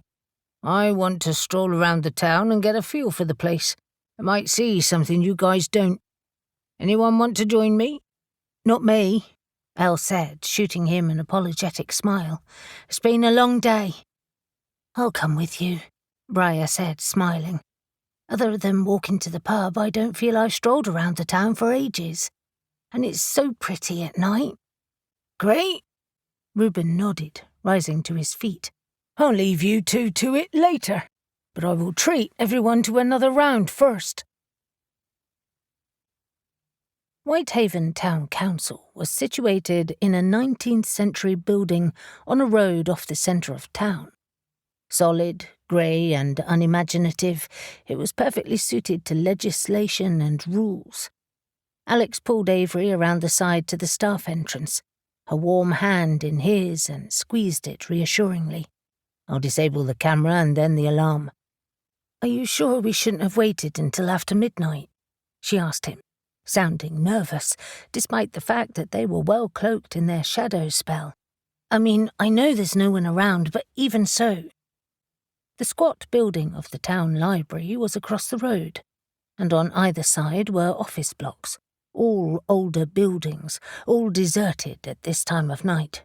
"You worry too much." Alex didn't waste time, shorting out the camera over the door with a blast of magic before running to the doorway and spelling the door unlocked. His magic worked well, and nothing happened to expose them. In seconds they had slipped inside and disabled the alarm system, and they waited in the darkness for their eyes to adjust to the light. "You know," Avery whispered, "we are far too good at this for law-abiding citizens. We're slick." He grinned at her. He loved her energy and humour. "I couldn't do this with anyone else. You make it fun." "Please don't suggest we rob a bank next. I'm not Bonnie to your Clyde." He subdued a laugh. "Silly bugger. Any idea where Stan's office is?" "No. I guess we need to check the foyer for directions." Alex threw a witch light to the ceiling and led them down the corridor, past offices and storerooms, until they reached a large reception area where there was a desk to sign in and a security screening area. "Wow," Avery said, surprised. You have to be searched to get in. That's the way of the world, Dave, he said, scooting through it and looking at the binder on the desk with the counsellor's rooms listed. Thank the gods they're not fully computerized. We'd have had to do it the long way. Search room by room. It might come to that yet, he said, scanning the pages for Stan's name. Here we go. Level 2, room 24. Let's hope that makes sense when we get there. They headed up the stairs to the second floor and followed the directions to the right, eventually finding themselves in a messy, open-plan office with half a dozen tables. The windows were uncovered and the streetlights illuminated the crowded space, so Alex banished the witchlight as they searched for Stan's desk. Blimey, I can smell it already, Avery said, hurrying to a corner desk covered in mounds of paperwork and lifting something bulky off his chair. He didn't even hang it up. Alex took the jester's costume from her, surprised at its weight. This is really good quality. I know, but to be honest, it looks it. I mean, check out the details. She moved to a patch of light and pointed at the stitching and the intricacy of the ruff around the neck. The scent is odd, sweet, like honey, blossom, and something else. Alex lifted it to his face and inhaled, and felt a sudden rush of dizziness as his magic swelled unexpectedly. Whoa! He held it at arm's length. I shouldn't have done that. Avery took the costume from him and draped it over the desk. Are you all right? He shook his head, dazed for a moment. I'll be fine. It just gave me a head rush. Avery gasped. Your hands! They're glowing! Alex had been so focused on clearing his head that he hadn't even looked down, but now he saw a glittery glow on his palms. Is that me or the costume? Avery cupped his cheeks as she turned his face towards her. Look at me. Your eyes! They have a glitter too, deep within them. Really? I admit I felt my magic grow, but I didn't even try. Even so, I don't normally glow like I'm bloody radioactive. She turned to the costume again. It's that. And look. She stepped closer, lowering her head but not touching it. The thread looks silvery. All the stitching. She looked up, a triumphant smile on her face. Your magic doesn't normally just spark up for no reason. Your magic and its magic have triggered each other. But you're touching it, and it didn't do that? Alex felt like an idiot. I didn't inhale a big waft of it, though, did I? She looked out of the window at the deserted street, her gaze distant. Rupert's eyes looked terrible today. Bloodshot and dark. And he seemed odd. Actually, he looked like what he is, someone with a dark soul, someone who delights in others' misfortune. But you... She looked at him again, smiling. You look even more handsome than normal. Alex thought he was still being affected by the costume. What? Have you gone loopy? No. But I have had an idea. I'm going to snip off a bit of this costume and we can analyse it later. You can't cut it up, he said, watching her, but equally not wanting to handle the costume again. Be careful. I'll take some from the inner hems, unnoticeable, she reassured him, as she searched in Stan's drawers for scissors. Here we go. She snipped some of the material off, putting it in an envelope that she plucked off the desk and placing it in her bag before inspecting the collar. No maker's label, not surprising. And no sign of the box either, Alex said, poking around behind Stan's desk. He felt better now, as if his rush of magic had dissipated. Let's search the cupboards, and if it's not here, we need to head to the storage rooms. He said before that they were in the basement. But they were clearing them out, remember? Avery said, placing the costume where she found it and then heading to a large wall cupboard and throwing open the door. And look how much stuff is in this room. It will be here somewhere." For a few minutes they searched silently and methodically. But as Alex opened another large cupboard, a strange scent hit him afresh. Directly in front of him, on the middle shelf, was a large cardboard box covered in peeling address slips, and gingerly he reached inside and lifted it out. Immediately he felt the tingle again, and images raced through his mind unbidden. He froze, cradling the box to his chest as he filtered through them. He saw figures in a darkened room. 3, not 2, before a fire. There was a pot, or actually a cauldron, suspended above the flames. He heard a muttering voice and felt something he couldn't quite place pricking his consciousness. In seconds the vision had gone, and Avery was next to him. "Are you okay?" He took a deep breath and exhaled, slowly. "I'm fine. But this," he tapped the box, "has given me a vision that I need to think about." He made a quick decision. "We need to take it with us." "But they'll see it's missing." "No, they won't. Not yet. They won't pack the costumes away until all this is over. We can bring it back before then, and if anyone does miss it, they'll think it's been misplaced." He gestured around him. "This room is full of crap. Trust me. I need this." "All right. In that case, it's time to go." 7. Newton pulled his collar up and glanced at Briar walking beside him. She was so small, barely up to his chest, and yet energy radiated from her, pure and beautiful, making her seem bigger somehow. And she was very pretty. Her dark hair fell down her back, and she was wearing the cutest green hat that matched her winter coat. He wanted to stare, to drink her in, but instead looked away to the sea on his left, storm grey under the cloudy sky with barely a glimpse of starlight. He tried to sound casual.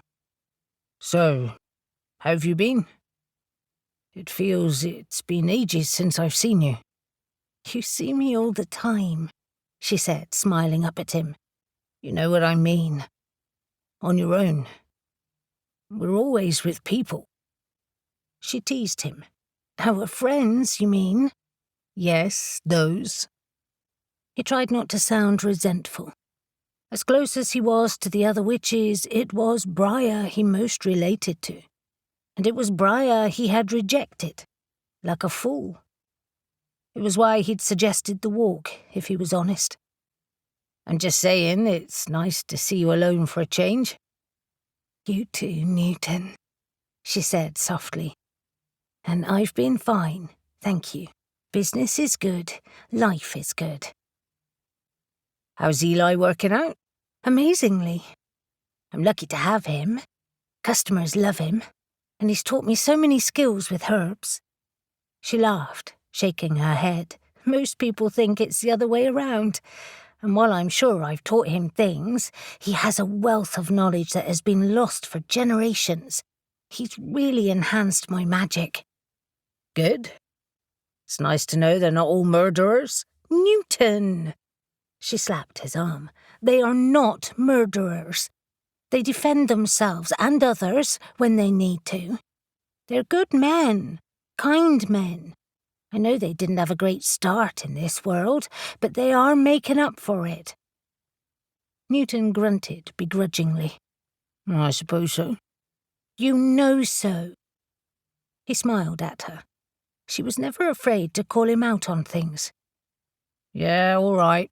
I know so." "And having Cassie work with me is great too. It's weird to think that I used to work alone.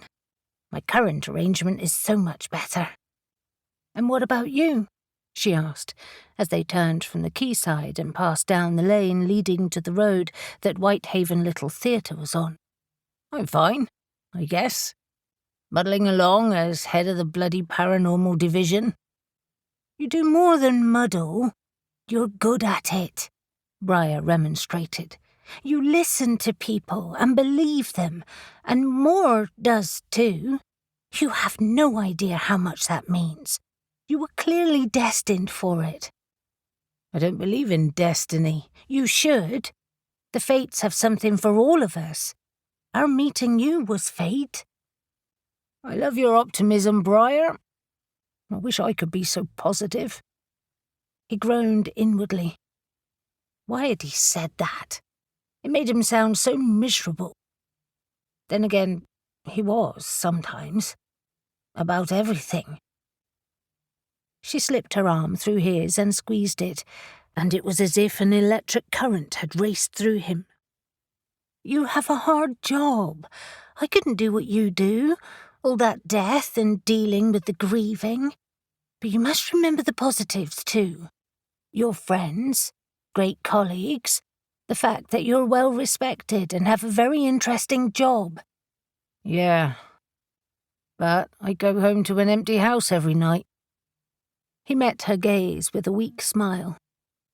And that's my own fault. She hesitated for just a second before saying, So do I. But that's okay. You're not alone, are you? You have Hunter, he said, cursing himself for being so direct. But who was he kidding? His presence hung between them even now. But he's a long way away with his own family and the demands of his pack. That makes it hard. His heart skipped, and he looked at her hopefully. Too hard? She stopped and turned to look at him. And what if it were? Would it change anything? Because there's a reason we're not together, Newton. His breath caught in his throat as he looked at her gentle expression, and he swallowed. I know. The whole witchy magic thing threw me, unseated my equilibrium. I wasn't sure if it was something I could live with, but now... He faltered, certain of his feelings but not her response. Now I'm fine with it.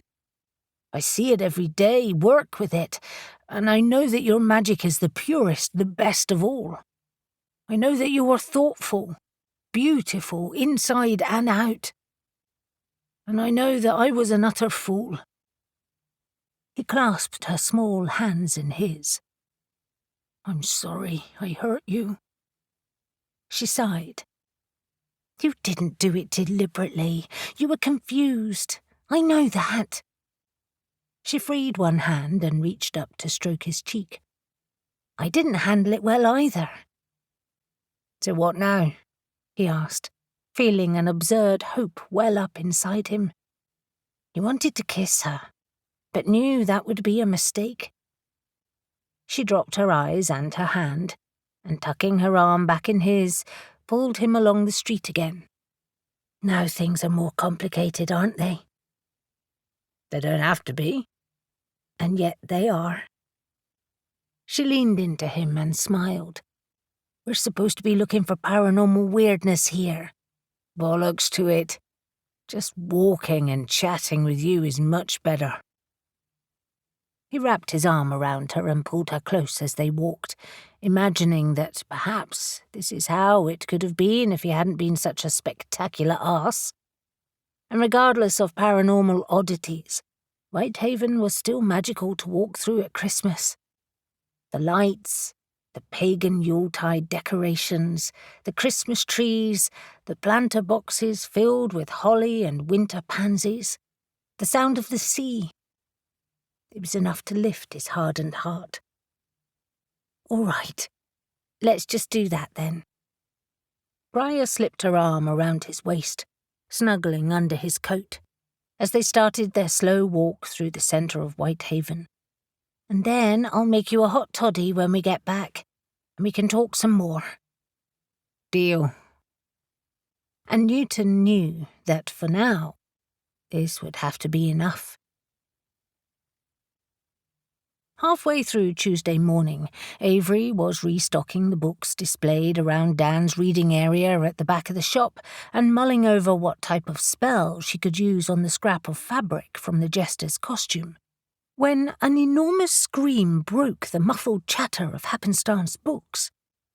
Avery ran through the stacks, arriving in the occult section at the same time as Dan, and saw a woman standing in the centre of the aisle, staring at Helena, her ghost ancestor, who was casually searching through the books.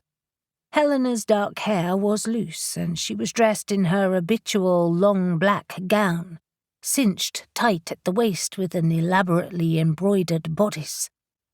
Unbelievably, she was looking utterly relaxed as she slowly turned the pages of the book in her hand, and she was completely aware of her surroundings. She looked at the screaming woman as if she'd gone mad. Avery couldn't help herself. "Helena, what are you doing here?" She didn't answer, obviously, and instead just smiled in her enigmatic way and returned to reading the book. By now, other customers had come running, and an outraged, "Fuck, that's a bloody ghost!" emitted from one young man's mouth. Avery?" Dan muttered to her as he tried to pull the terror-stricken woman out of the way. "Can you do something?" Avery straightened her shoulders. There was no point trying to deny this was happening, and by now a few hardened souls who refused to be terrified by a ghost, not at least before they had photos, had pulled their phones out and were watching, fascinated. "Helena," Avery commanded, "you need to leave. You are scaring everyone." She made herself smile, although it felt like the falsest one she'd made in her whole life, and turned to her shocked customers. "She's absolutely harmless. Please don't worry." Avery studied a dozen faces around her, some familiar, others not. Most seemed transfixed, while others just looked amused.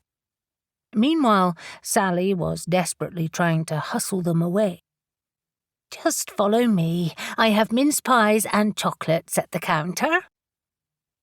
One man turned and ran out of the shop. The woman who had screamed fainted into Dan's arms, and the others didn't move, either because they couldn't or wouldn't. Avery wished the ground would swallow her up, but instead turned back to Helena. She, in turn, picked up another book as though she hadn't a care in the world. Avery's mind was trying to deal with several things at once. How could Helena pick up a book? She was very obviously a ghost. Avery could see straight through her. And why was she manifesting now when she had never, ever done so before in the shop? Keeping her lips firmly clenched, and without thinking of the wisdom of her next actions, Avery silently uttered a spell that would stop all the phones working. From the gasps around her, she knew she had succeeded, and then saw their phones bloom with a silvery light. The spell she was about to utter to banish Helena died on her lips as everyone stared at her. Helena raised an eyebrow, glanced at Avery as if to say, "What now?" and then resumed reading. Avery turned to the customers. "I'm so sorry, but I must close the shop." "What?" a young man said, clearly disappointed. "But this is so cool. You've got a freaking ghost, and she looks just like you, and you look kind of odd." "Nevertheless," Avery said, sweeping forward with her arms outstretched, "you all need to go. We will reopen this afternoon for the Christmas reading." At least she hoped they would. "Dan, what story is it today?" Dan was standing with the young woman in his arms, looking shell-shocked. It's Dickens's Christmas Carol again. The Ghost of Christmas Past, strangely enough."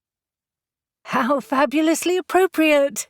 Avery beamed, wishing her eyes emitted fire.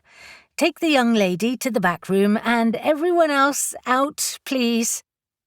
She and Sally herded them along like sheep, Sally virtually throwing sweets and mince pies as she hustled them out the door, and then, with a sigh, slammed it shut and leaned against it. But the customers hadn't actually gone. They were peering through the windows, hands against the glass. "Drop the blinds, Sally." "We never drop the blinds." Sally said as she glanced nervously to the back of the shop where Helena lurked. "I don't even know if they work. Just do it." The temptation to shut them using magic was huge, but that really wouldn't help matters. So Avery left Sally to it, and returned to the occult section to find that Helena was still there, looking amused. Avery rounded on her. "This is not funny. You are damaging my business." Helena merely eye-rolled, which exasperated Avery even more. "Don't eye-roll me like some stroppy teen. Get out!" Helena just shrugged, and the scent of violets flowed from her as well as a waft of smoke. "Do you mean to say you can't?" Helena clapped, a smile patronizing. Avery had a moment of clarity, and cursing herself for her stupidity, fumbled in her pocket and extracted the swatch of fabric from the crumpled envelope. "Is it this?" Helena took it from her with her pale, bloodless fingers, turning it over slowly as she stroked it. She pressed it to her cheek and then inhaled. Her dark eyes fixed on Avery, and she nodded as she handed it back. "Fuck it all," Avery yelled, wishing she'd never brought it home. "Any ideas, Helena?" She shrugged again and turned away. Avery marched back to Sally, who had managed to shut the blinds, sealing them into a gloomy interior, lit only by hundreds of fairy lights. Sally was standing by the counter, hand on her heart, eyes wide. Has she gone? No, she's browsing like she's got all bloody day, and it's my fault. Avery shook the fabric at her. "I took this from Stan's costume last night." Sally recoiled. "Is that what's causing this?" "I think so. I'm wondering if I take it out to the garden shed, if that would help. I was scared to try and banish her after the phone fiasco." "The silvery light thing? Yes, it affected you too. It's like we could see your magic." Sally lowered her voice as if someone would overhear her. "I don't wish to offend Helena, but I don't think I can work with her in the shop." "You can offend Helena all you like," Avery said. "She won't hurt you, but she may like to tease you. I've discovered she has a rather wicked sense of humour. However," she added, alarmed at Sally's expression, "she is very loyal to us, and that means you too. You're my friend." Sally made a very obvious effort to pull herself together. "Okay, we need a plan. We have to open the shop as quickly as possible to allay gossip. Though there'll be lots anyway, I know. You get that fabric out of the shop, and I suggest you set up your shed with a heater and try to analyse that thing. I'll keep an eye on Helena and see if she goes. At least your silvery glow is gone now." Avery didn't even want to think about that. "And you'll be okay?" Sally squeaked as Helena glided into view and studied some more books. "Yes, just go. Quickly. Maybe once it's out you can cleanse the space or something." "Thank you, Sally," Avery said, pulling her into a quick hug. "I'll check on Dan on the way through." Leaving Sally stoically trying to keep it together in the shop, Avery hurried to the back room to see Dan sitting next to the young woman who'd screamed, plying her with biscuits and hot tea. She was horribly pale and was clutching her mug so tightly that her knuckles were white. "This is Debbie," Dan said, his stare willing Avery to be calm. "And she's starting to feel a little better." "I'm so glad to hear that," Avery said gently. "When you're ready, and take all the time you need, I suggest you leave by the back door, and whatever book you want is completely free. Dan, you'll sort everything? I have to go and attend to the issue." Dan nodded, but the woman just stared at her as if she'd spoken in a foreign language. Not even pausing to grab her jacket, Avery ran out of the back door, across the lane and through the thick wooden gate into her garden. Shivering, she jogged down the path to the shed, and once inside took a deep breath, placed the fabric on the potting shed and glared at it. "This is your fault. What spell has someone cast on you?" The fabric looked normal enough in the daylight. It didn't glow or do anything odd, and such a tiny portion only gave off the slightest scent. One thing was sure. She couldn't work in here yet. It was so cold, she could see her breath puffing in small clouds in front of her. Fortunately, there was a heater in one of the cupboards that she used in her greenhouse in early spring. Rummaging around, she found it and plugged it in, and then swept the remnants of soil, old plant labels and fertilizer off the bench top, ready to work. She'd need to retrieve her grimoires and other equipment first and grab a jumper, and then she could begin. But before that, she'd cleanse the shop of whatever residual energies were left. She could not afford to let Helena stay in the shop, or possibly return there. 8. Reuben was working in Green Lane Nursery's office when Harlan Beckett called him, wrestling with accounts that he normally let his manager sort out. Unfortunately, every now and again, Reuben had a fit of conscience and felt he should take more of an active interest in the finances, and hence he was there now, trying to concentrate and failing miserably. He answered the call with relief. "Hey, Harlan! Any luck with our problem?"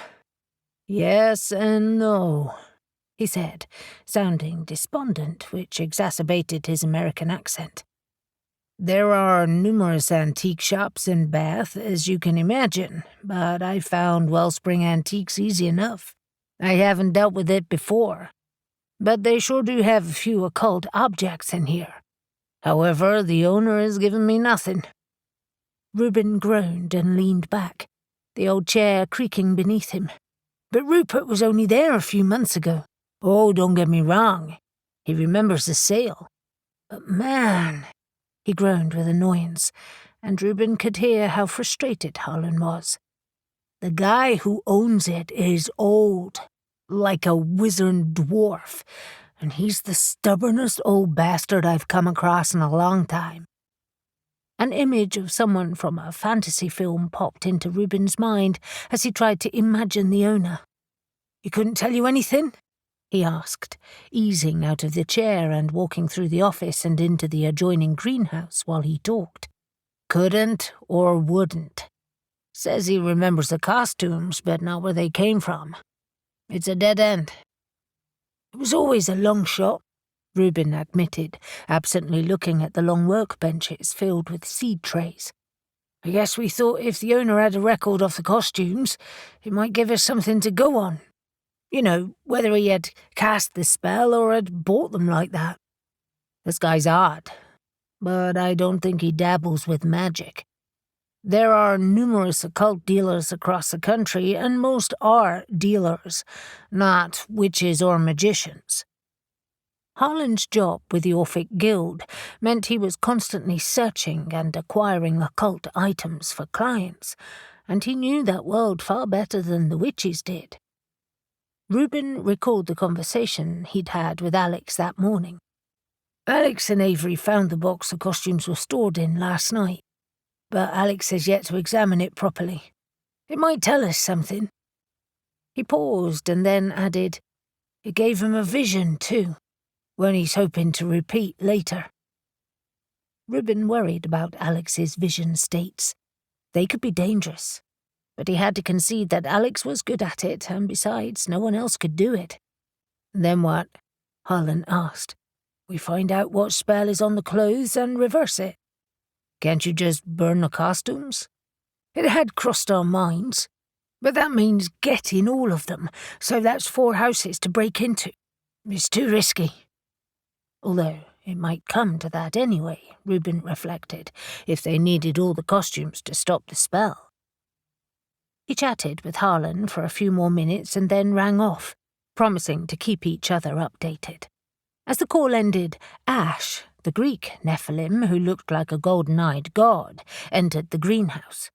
He was carrying a large tub filled with compost and looking perplexed, and as he placed it on the gravel-covered ground, said, "Sorry, I didn't mean to interrupt." "You didn't, and it was just Harlan. And no, he's had no luck," knowing what Ash was about to ask. "But your glamour is holding." "Just." He glanced behind him at his shoulders. "Your spell was good, but I can feel it weakening. I'm not sure you'll see me tomorrow." Ash worked in the nursery doing whatever needed to be done, although he worked less hours than he used to as their own business had taken off. Reuben nodded. "That's fine. I'll still pay you. After all, this isn't your fault. And I think we're making progress," he said, updating him on Alex and Avery's news as he had Harlan. "Good. Gabe is going stir-crazy because nothing is working on him. His wings are very visible and his—" he grimaced, searching for the right word. "Presence, I guess I'd call it, is very obvious." "Really?" Reuben pocketed his phone and leaned on the bench. "What's so different about Gabe?" "Nothing so far as we know. But he is the strongest. Probably. Mentally, at least." He shrugged. "Maybe that's it." Reuben nodded as he thought through the discussions they'd had. "We think this magic is enhancing traits, not just revealing other magic, so that would make sense." He gave a dry laugh.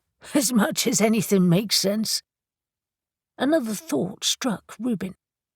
"Have you been into Whitehaven over the last few days? Or seen any of the jesters?" "No, so I'm not sure why I'm affected, other than my contact with Gabe, Z, Eli, and Shadow, of course. And me."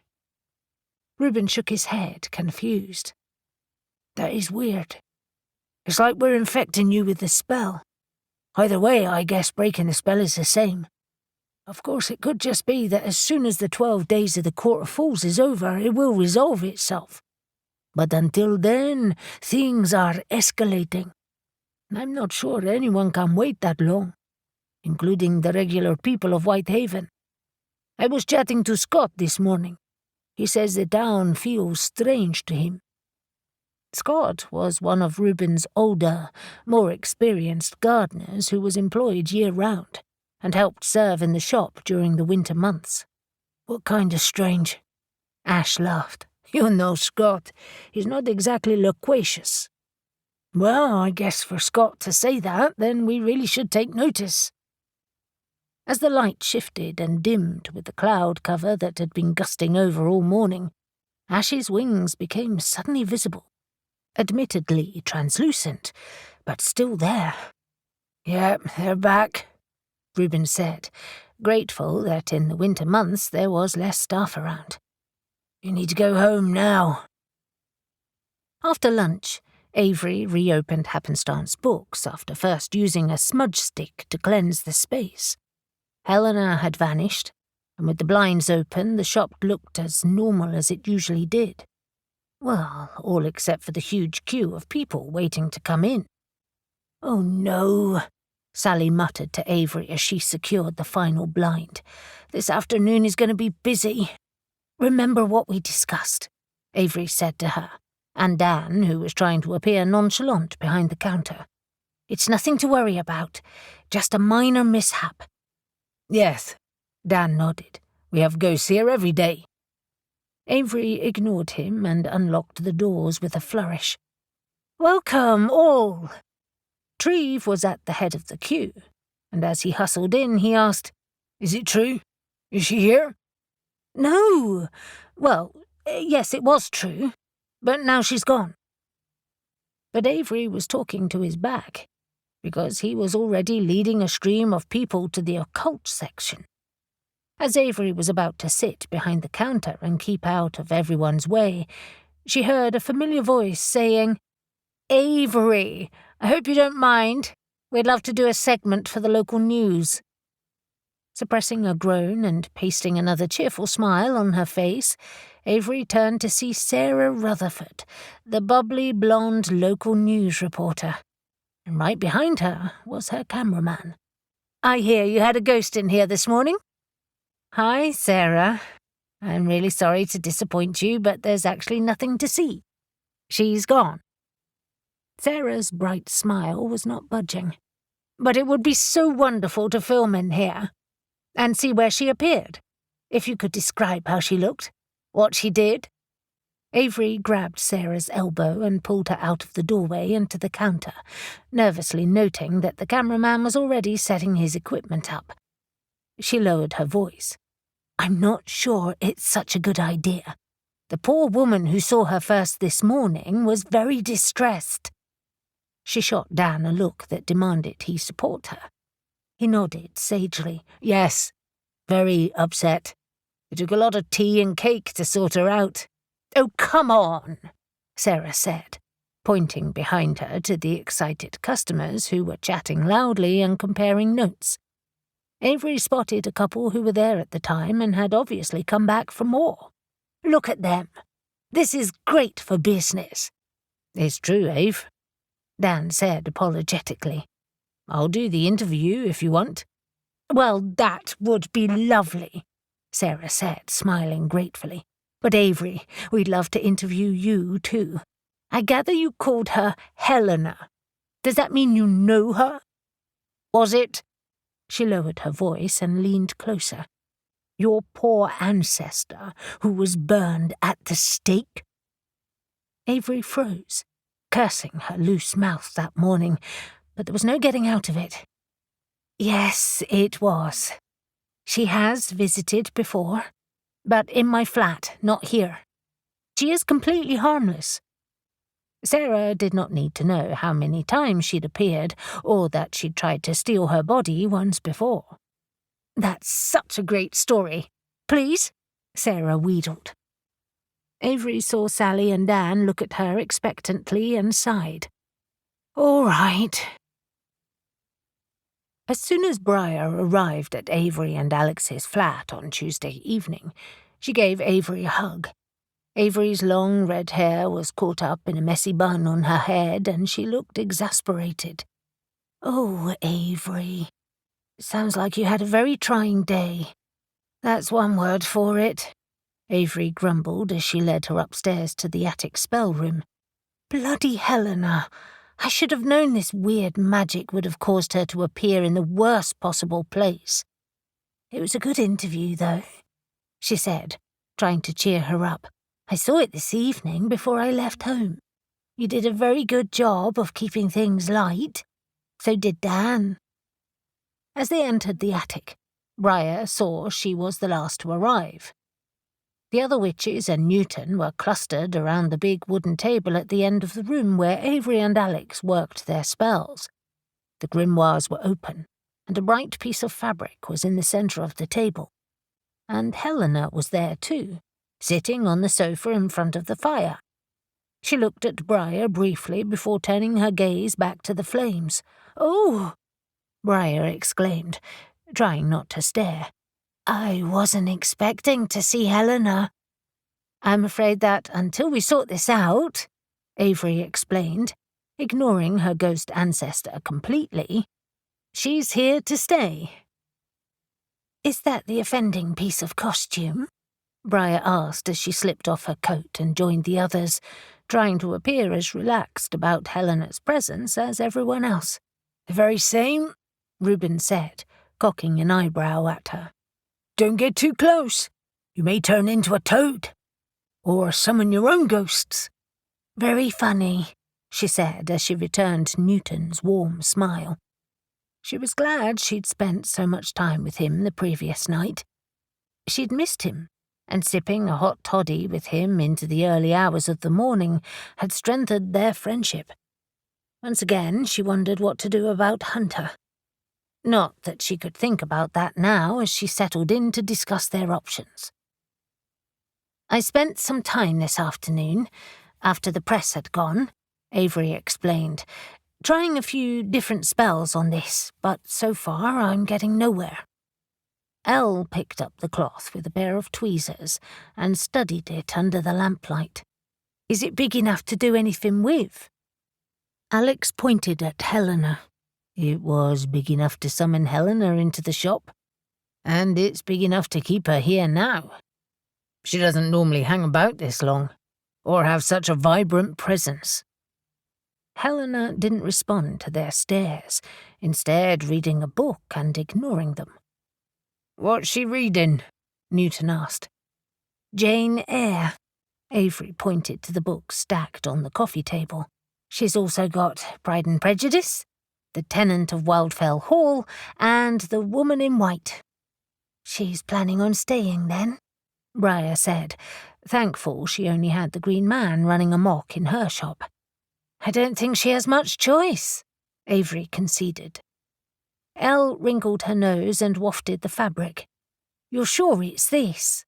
"Absolutely," Avery said. "I took it to the shed, and within 5 minutes Helena followed it there. I cleansed the shop afterwards, but I'm not sure it helped. To be honest," she added, staring at it bleakly, "I didn't want to bring it back in here. But even with the heater going, it was too cold to work out there. I'll take it back out tomorrow morning and hope Helena will follow again." Briar nodded as understanding dawned. "It's like a magnet to her. It holds her within its orbit." "The same way as it's affecting other paranormal and magical things," Alex said. "It exaggerates them all. Even when they're not close," Reuben added, idly turning the pages of one of the grimoires.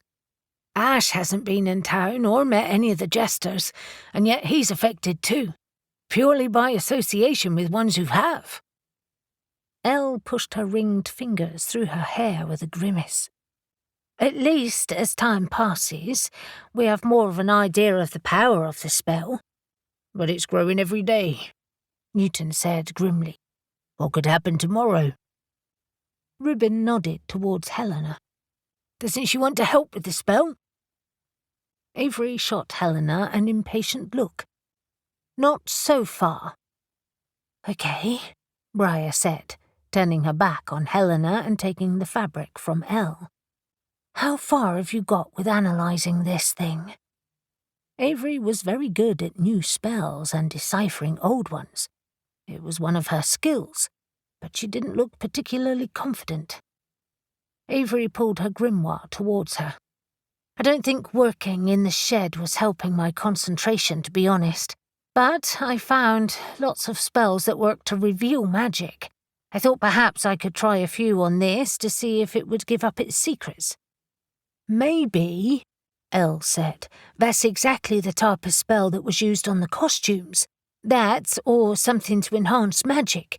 After all, it's enhancing ours." While they discussed various ideas, Briar studied the thick weave of the fabric and the delicate stitching. Newton leaned in close, and Briar could smell his fresh aftershave. "What are you thinking?" "That it's very well made and it's good quality fabric. I've been studying their costumes when I've seen the jesters around town. They're all fantastic. Someone spent a lot of time and effort on them." Newton's clear grey eyes stared into hers, and she felt a familiar warmth spread through her. "But what was its original purpose? And when were they made? I mean, are they really medieval?" "That's a really good question." Briar stared at the fabric again and pictured Stan's costume. "I don't think they're medieval. They're too well preserved. Unless magic has protected them." She grinned at Newton. "Maybe they really were made for a court, a proper court. That is what the Lord of Misrule was for originally, to entertain the king. This could be old magic cast by a powerful witch for a king, either medieval or Tudor, or even later." Reuben leaned across the table. "What are you two looking so excited about?" "I was wondering if these really were made for a royal court," Briar explained. "They're just so good, so authentic." The table fell quiet for a moment, and then Alex nodded. "That could work. The fleeting vision I had seemed old-fashioned." And then his face brightened. "The box. It has writing on it." Alex leapt from his chair and headed to the corner of the room. collected a box and placed it on the table. "We found this in a cupboard in Stan's office." "Whoa," Reuben said, recoiling. "I can smell that odd scent already." The box was made from sturdy, thick cardboard, and it was obviously old and stained with what looked like watermarks. Bits of old labels were stuck on the outside, peeling in places, and the print faded. "I know." Alex nodded as he gingerly examined the labels. "It's odd. The smell seems to come and go. These old stickers don't really tell us anything. There's a post office stamp, but I can't make out from where. And the address label has been completely ripped off. Only a corner remains." He lifted the flaps and looked inside. "It's lined with old newspapers." He lifted out the layers and placed them out for everyone to see. "Any dates?" Newton asked, reaching for one. 1934, Reuben said, as he unfolded a page and passed a few more around. "The Daily Herald." Briar picked another up, feeling a tingle run through her fingers as she carefully opened up a sheet. "This is from the Daily Mail, same year." Elle looked excited. "Wow. So the costumes were packed up in this all those years ago. Amazing." "None of the articles tell us anything, though," Newton said, disappointingly scanning the pages. "They're all so random." Avery nodded. "No, they don't. And they don't indicate the true age of the costumes either." Alex shrugged and sighed. "I thought it was a long shot. I'll have to hope my vision state gives me something later." "But," Briar said thoughtfully, "what if the year means something? What if it's the last time these costumes were used?" She looked up to find the others staring at her. "What if they caused havoc then, maybe in some little village or town?" Avery nodded. "And someone packed them up and put them away. They might have been picked up from a house clearance years later." As Briar brushed the old paper with her fingertips, an idea started to form. "I'm going to search online, just to see if I find something. It probably won't help us now, but—" she shrugged. "I'm curious." Newton smiled. "You never know. I'll help you. There's little else I can do right now." "I'll keep researching spells," Avery said. "There's still plenty more I can check. In the meantime, is there anything we can do to protect the town from the Jester's influence?" "Other than another spell, which could be dangerous?" Elle asked. "Or asking Stan to stop?" "Probably not." "Actually," Reuben said thoughtfully, "talking to Stan might be a good idea. He's usually fair. He might be willing to suspend it." He laughed. "I'm not entirely sure what I'll say, but I can try." "We all should talk to him." Alex put the box to the side of the table. "So that leaves me trying to have another vision that this thing triggered. I'll wait until you've gone." "Are you sure you don't need our help?" Briar asked him. They'd supplemented his magic with their own before. "No, I think this will be best tackled alone. But thanks." "Well, in that case," Briar said, gathering a couple of the old newspaper sheets and placing them in her bag. "I'll borrow these for reference and see what I can find, and I'll leave you to it." She stood and pulled on her jacket. "Do you want to help now?" she asked Newton. "Of course," he said, jumping to his feet as if she might change her mind. "I think that's our cue too, Reuben," Elle said, gathering her own bag and jacket. "Let's have a stroll through town and make sure Whitehaven seems okay before bed. Good luck, Alex, and be careful." 9. As soon as he and Avery were alone, Alex settled himself on the rug in front of the fire, his favourite space for vision questing. The fire was burning merrily, keeping the chill night at bay, and the attic felt snug and safe. The cats, Cersei and Medea, made room for him, purring loudly and nuzzling his legs and hands. He absently fussed their silky heads as he settled next to them, thinking it was strange that they were unaffected by Helena's presence. "Are you sure you don't want me to take the fabric to the garden shed?" Avery asked him as he made his preparations. He smiled at her, noting the concern in her eyes. He knew she worried about him doing this kind of work. "No, I think its magic will help, especially combined with the box." He tapped it where it sat next to him on the rug, Medea in the process of climbing into it. Avery sat next to him on a large floor cushion, the firelight making her pale skin glow with a golden light. "Let's hope Helena won't interfere." Alex glanced behind him to where she was still sitting on the sofa, absorbed in reading. If anything, her presence might help. Helena looked at him as if she'd heard him, and an enigmatic smile crossed her face. I think she knows it too. Avery squeezed his hand. "Are you sure I can't help?" "I'll be fine.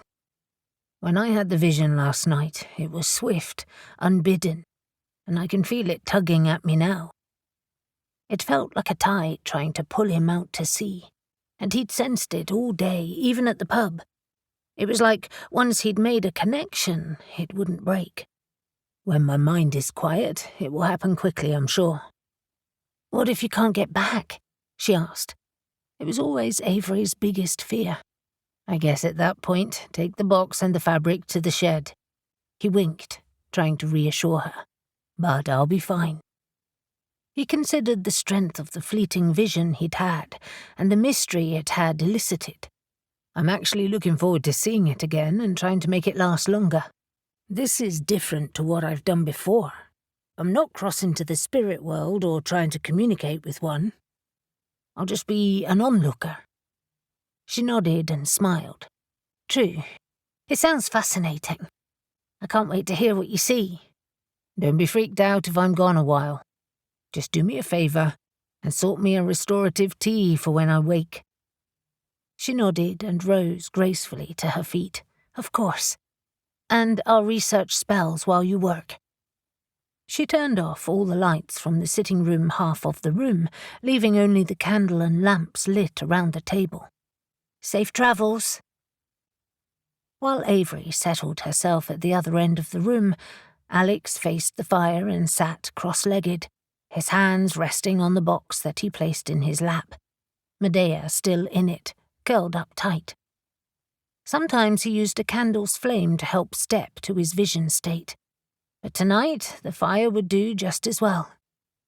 He was tired too, and as he watched the flames dance, his eyes drooped and his head dropped. Already the attic sounds were muted, and the purr of Medea further relaxed him. He took a deep breath in and out, and within seconds, the room had vanished, and he was somewhere else. Alex was in a richly furnished room, lit only by candlelight and a fire.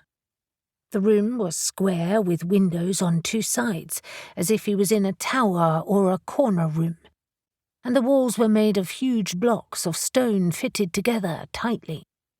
One wall was hung with a rich tapestry, the colours bright and varied, but in the dim light it was difficult to make out the scene. Besides, Alex was too distracted by the rest of the space. It was a laboratory of sorts, or a spell room, and two long tables made of thick, heavy oak and scarred from years of use took up a large portion of the room. They were covered in papers and leather-bound books, animal and bird skulls, feathers and furs, and old jars of various shapes and sizes filled with herbs and liquids. Rain lashed against the windows, streaming down and blurring the outside world. Presiding over everything was an old man with long white hair and a white beard, wearing a shirt half tucked into breeches, the sleeves rolled up. He shuffled up and down the tables, muttering under his breath and occasionally referring to an open book. For a brief second the man swung around and stared into the dark corner where Alex was. But then he turned away again, and Alex wasn't sure whether he was disappointed or relieved not to be seen. A door opened, and a young boy who looked to be in his mid-teens staggered in, carrying a huge bundle of cloth and with a shock, Alex recognized the patterns of the jesters' costumes. Unsure of whether he could move, he tentatively edged forwards and found he could glide across the floor so that he was closer to the two of them. "Here you are, sir," the young boy said deferentially, and looking slightly nervous. "I took it from the seamstresses before they started cutting." "Did anyone see you?" the old man asked with both suspicion and worry. His sharp, pale blue eyes were lively despite his age, and even in this vision state, Alex sensed his power. "No, that part of the castle is deserted at this time of night. They won't start until morning." "Well done, Pierre," the old man muttered, glancing down at his papers again. "Place them over there." He directed the boy to the end of the table, close to the fire. Pierre did as requested, quickly returning to the old man's side. "What now?" "Stoke the fire and take those ingredients. When the water is boiling, call me." Alex stood closer to the old man, trying to see the page that the spell book was open to, because Alex was convinced it was a spell.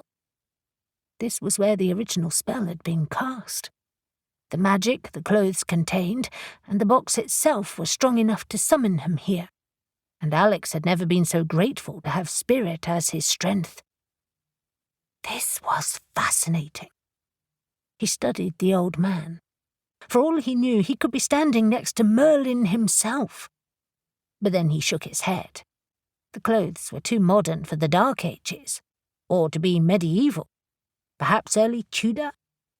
Was he the king's official magician? And the young boy, he surmised, must be some kind of assistant or apprentice. As the man, who must be a magician or witch, turned away, Alex was free to study the page. But it was written in a language he didn't understand. The words were tiny, tightly packed on the page, much like some of the spells in his own grimoire, and he could discern only odd words. If he had time, he would be able to translate them, but it was impossible now. He frowned over the page, trying to memorize phrases, but then Pierre's voice broke his concentration.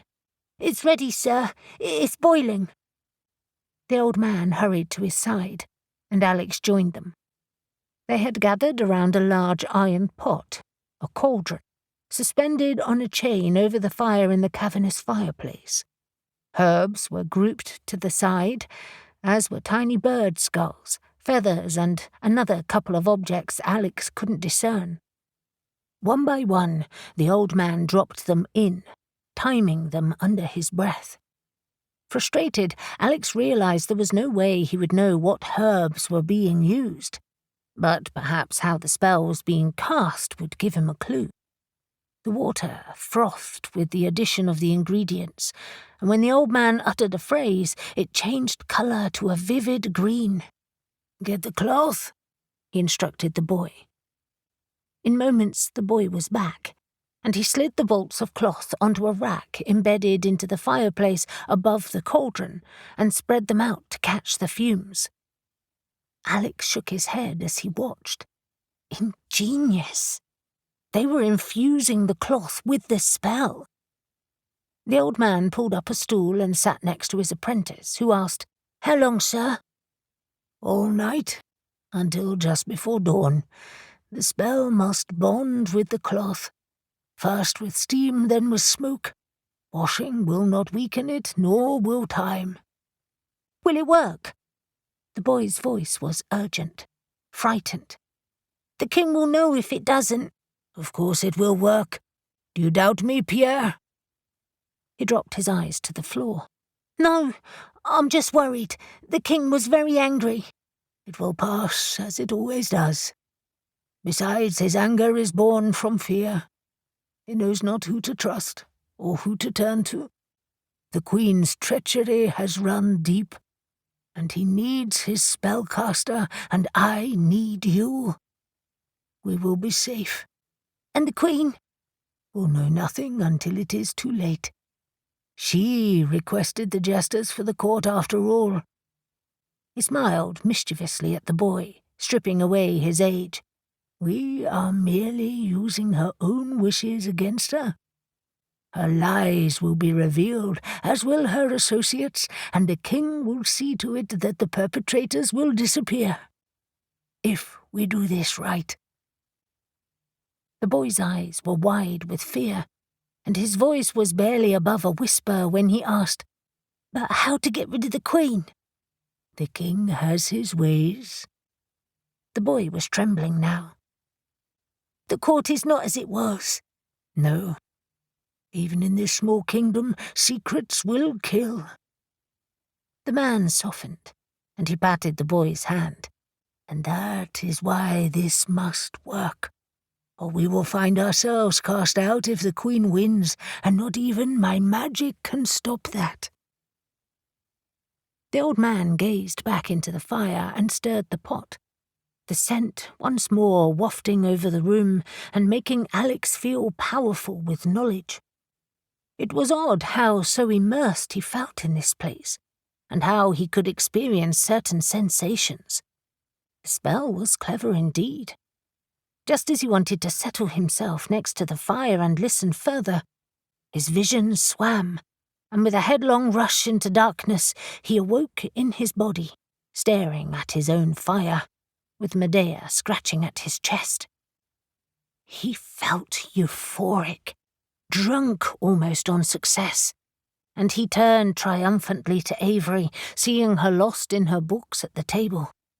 "Hey, Ave." She looked up, startled. "You're back?" "Yeah, I'm back. And wow, what a vision. I know what happened. Now we just need to work out how to deal with it." Reuben and Elle were almost at the town square when they heard shouts ahead of them. The sound of running, and then a whoop of laughter as someone yelled, "Get him to the stocks!" "Shit," Reuben muttered to Elle as he broke into a run. "That sounds worrying." Only minutes earlier they had split from Briar and Newton, who took a road to the middle of town, and he and Elle headed to the harbour. Now he wished he had Newton with him. He didn't want Elle dragged into a fight. Not that it seemed an issue for her. She was already racing next to him. As they turned a corner onto the main street, they saw a group of men dragging another man to the town square, others watching them and applauding.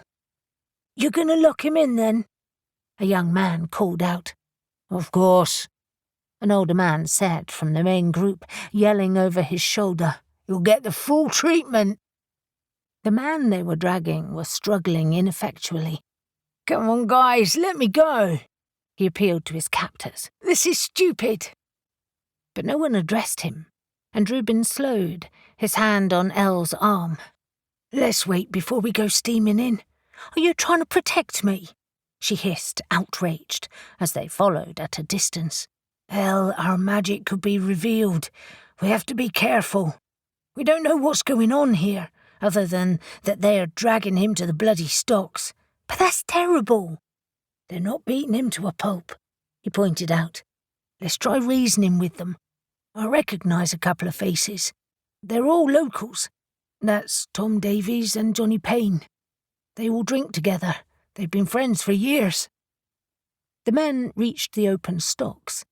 The big chain that had locked it was in a heap on the ground, a huge bolt cutter next to it. They'd come prepared. There was another scuffle as the man lashed out as he was wrestled into place. But there were too many men overpowering him. In seconds he was secured, allowing Reuben to get a good look at him. It was Bernie Campbell, a stocky man who was normally full of good-natured bluster. But his self-assurance had gone as he stared at his captors. "Please, guys, let me go. It's freezing, and I'm your mate." "Mates don't cheat each other out their hard-earned cash," Tom Davies said.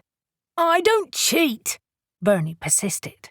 "You've been skimming the bets for a while now," a skinny man with red hair sneered. "We're not happy, Bernie," he said, lowering his face so it was inches from Bernie's own. "Not happy at all." Bernie's eyes widened with shock, and then his usual bluster returned. No, there's been a mistake. Johnny cut him off, his voice calm and deliberate. There's no mistake. You've cheated us for years, and we trusted you. But not anymore. It's time for you to think on your mistakes, and you'll have all night to do it. But before then... He grinned and looked at his companions. It's time for some fun. The other men had dragged the rubbish bin in front of the stocks, and within seconds they were pelting the rotten vegetables at Bernie. Their shouts drew attention. It wasn't late, and other townsfolk gathered around, mostly after leaving the pubs and restaurant to walk home. Many were curious. Others looked worried, but most were amused. A few lining up to participate as Bernie's shouts and howls became louder. This is getting out of hand, Elle said, still watching the crowd from their position at the edge of the square. We should do something. What? Reuben asked, perplexed. I'm not saying this is good, despite the fact they think Bernie's a cheat. A fact that doesn't surprise me either, if I'm honest. But it's just veg. He flashed her a smile. I can attest to the fact that it doesn't hurt. It's just disgusting. Poor Bernie was now covered in rotten food, and the crowd was openly laughing at him. A few looked uncomfortable with it, some starting to remonstrate with the main group, while others were drifting away. However, a shout went up from the group by the bin. We're out of food! We need something else! Johnny took charge. That's it, folks. Time to go home. It's too early for that, another man said, looking cocky with his friends lined up next to him. Why don't we strip him? I said it's over, Johnny said, planting his feet firmly and looking the young man in the eye. Go home. The man spread his arms wide as if he was looking for a fight. But the night is young. Tom and the original group, all older men, gathered behind Johnny as he repeated, It's done. Go home. This is our business, not yours. But the mood, grim to begin with, had changed to something more sinister, and deciding that now was a good time to get involved, Reuben turned to Elle. We need to break this up, but that belligerent little shit is spoiling for a fight, and whatever I say won't change that. And Bernie, he said, glancing at the now shivering man who had no coat on, is freezing to death. Can you lower the temperature? Elle asked, keeping an eye on the fraying tempers in the middle. Pushing and shoving had started, and a fist fight was imminent. Maybe pull the water from the air and, I don't know, make a local blizzard. Reuben considered his chances. Any magic they used would either be magnified or revealed by the strange spell, which could mean they would be targeted, but they had to do something. That might work, he admitted. The spell might aid my magic, and the blizzard would hide us too. As the older men tried to reason with the younger group, Elle thrust her hand into Reuben's. Draw on me, and do it, now. As the first punch was thrown, Reuben didn't hesitate. He focused his power and drew the water from around them, simultaneously lowering the temperature. With shocking suddenness, snow started to fall.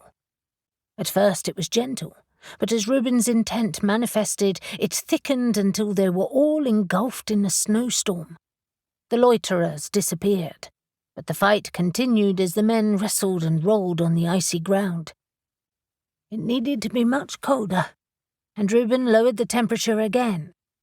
In seconds, the snow turned to ice, and huge hailstones rained down, stinging their skin. Shouting and cursing, the men fled, leaving Bernie yelling in the stocks. By now the visibility was poor, and Reuben was freezing too. He squeezed Elle's hand. Let's get Bernie out of here and go home. Elle's hair was plastered to her face, but her hand was warm in his, and Reuben suspected she had used a spell to insulate herself from the cold. Fire burned in her eyes, and Reuben knew she was furious about the events. He could feel her energy crackling as they both ran across the square to Bernie's side. "Are you okay, Bernie?" Elle asked, her hands resting lightly on his arm as Reuben freed him from the stocks. He straightened up, shivering uncontrollably. "No, I'm bloody not!" he yelled, trying to wrest his arm from Elle. But he wasn't just angry, he was embarrassed too. Elle gripped his arm tightly, and Bernie's shivering started to reduce. "Do you need help getting home?" "No, I'm not a bloody child. Just let me go." He finally shook her off, gave Reuben an uneasy look and then ran, leaving Reuben and Elle standing in the deserted square as hail lashed down around them. The square looked a mess. The rotten veg was being mashed into the ground and the bin rolled across the pavement, but Reuben ignored all of it. He eased his spell, and the hail turned into big, fluffy snowflakes that billowed around them. "It looks almost pretty, doesn't it?" he said to Elle, admiring his handiwork. "It would if not for the ugly circumstances that caused it." She warmed the air around them, placing them in a protective bubble. "We have to speak to Stan tomorrow. The stocks must go. I don't care what Bernie did. That was awful." "Agreed." He leaned forward to kiss her.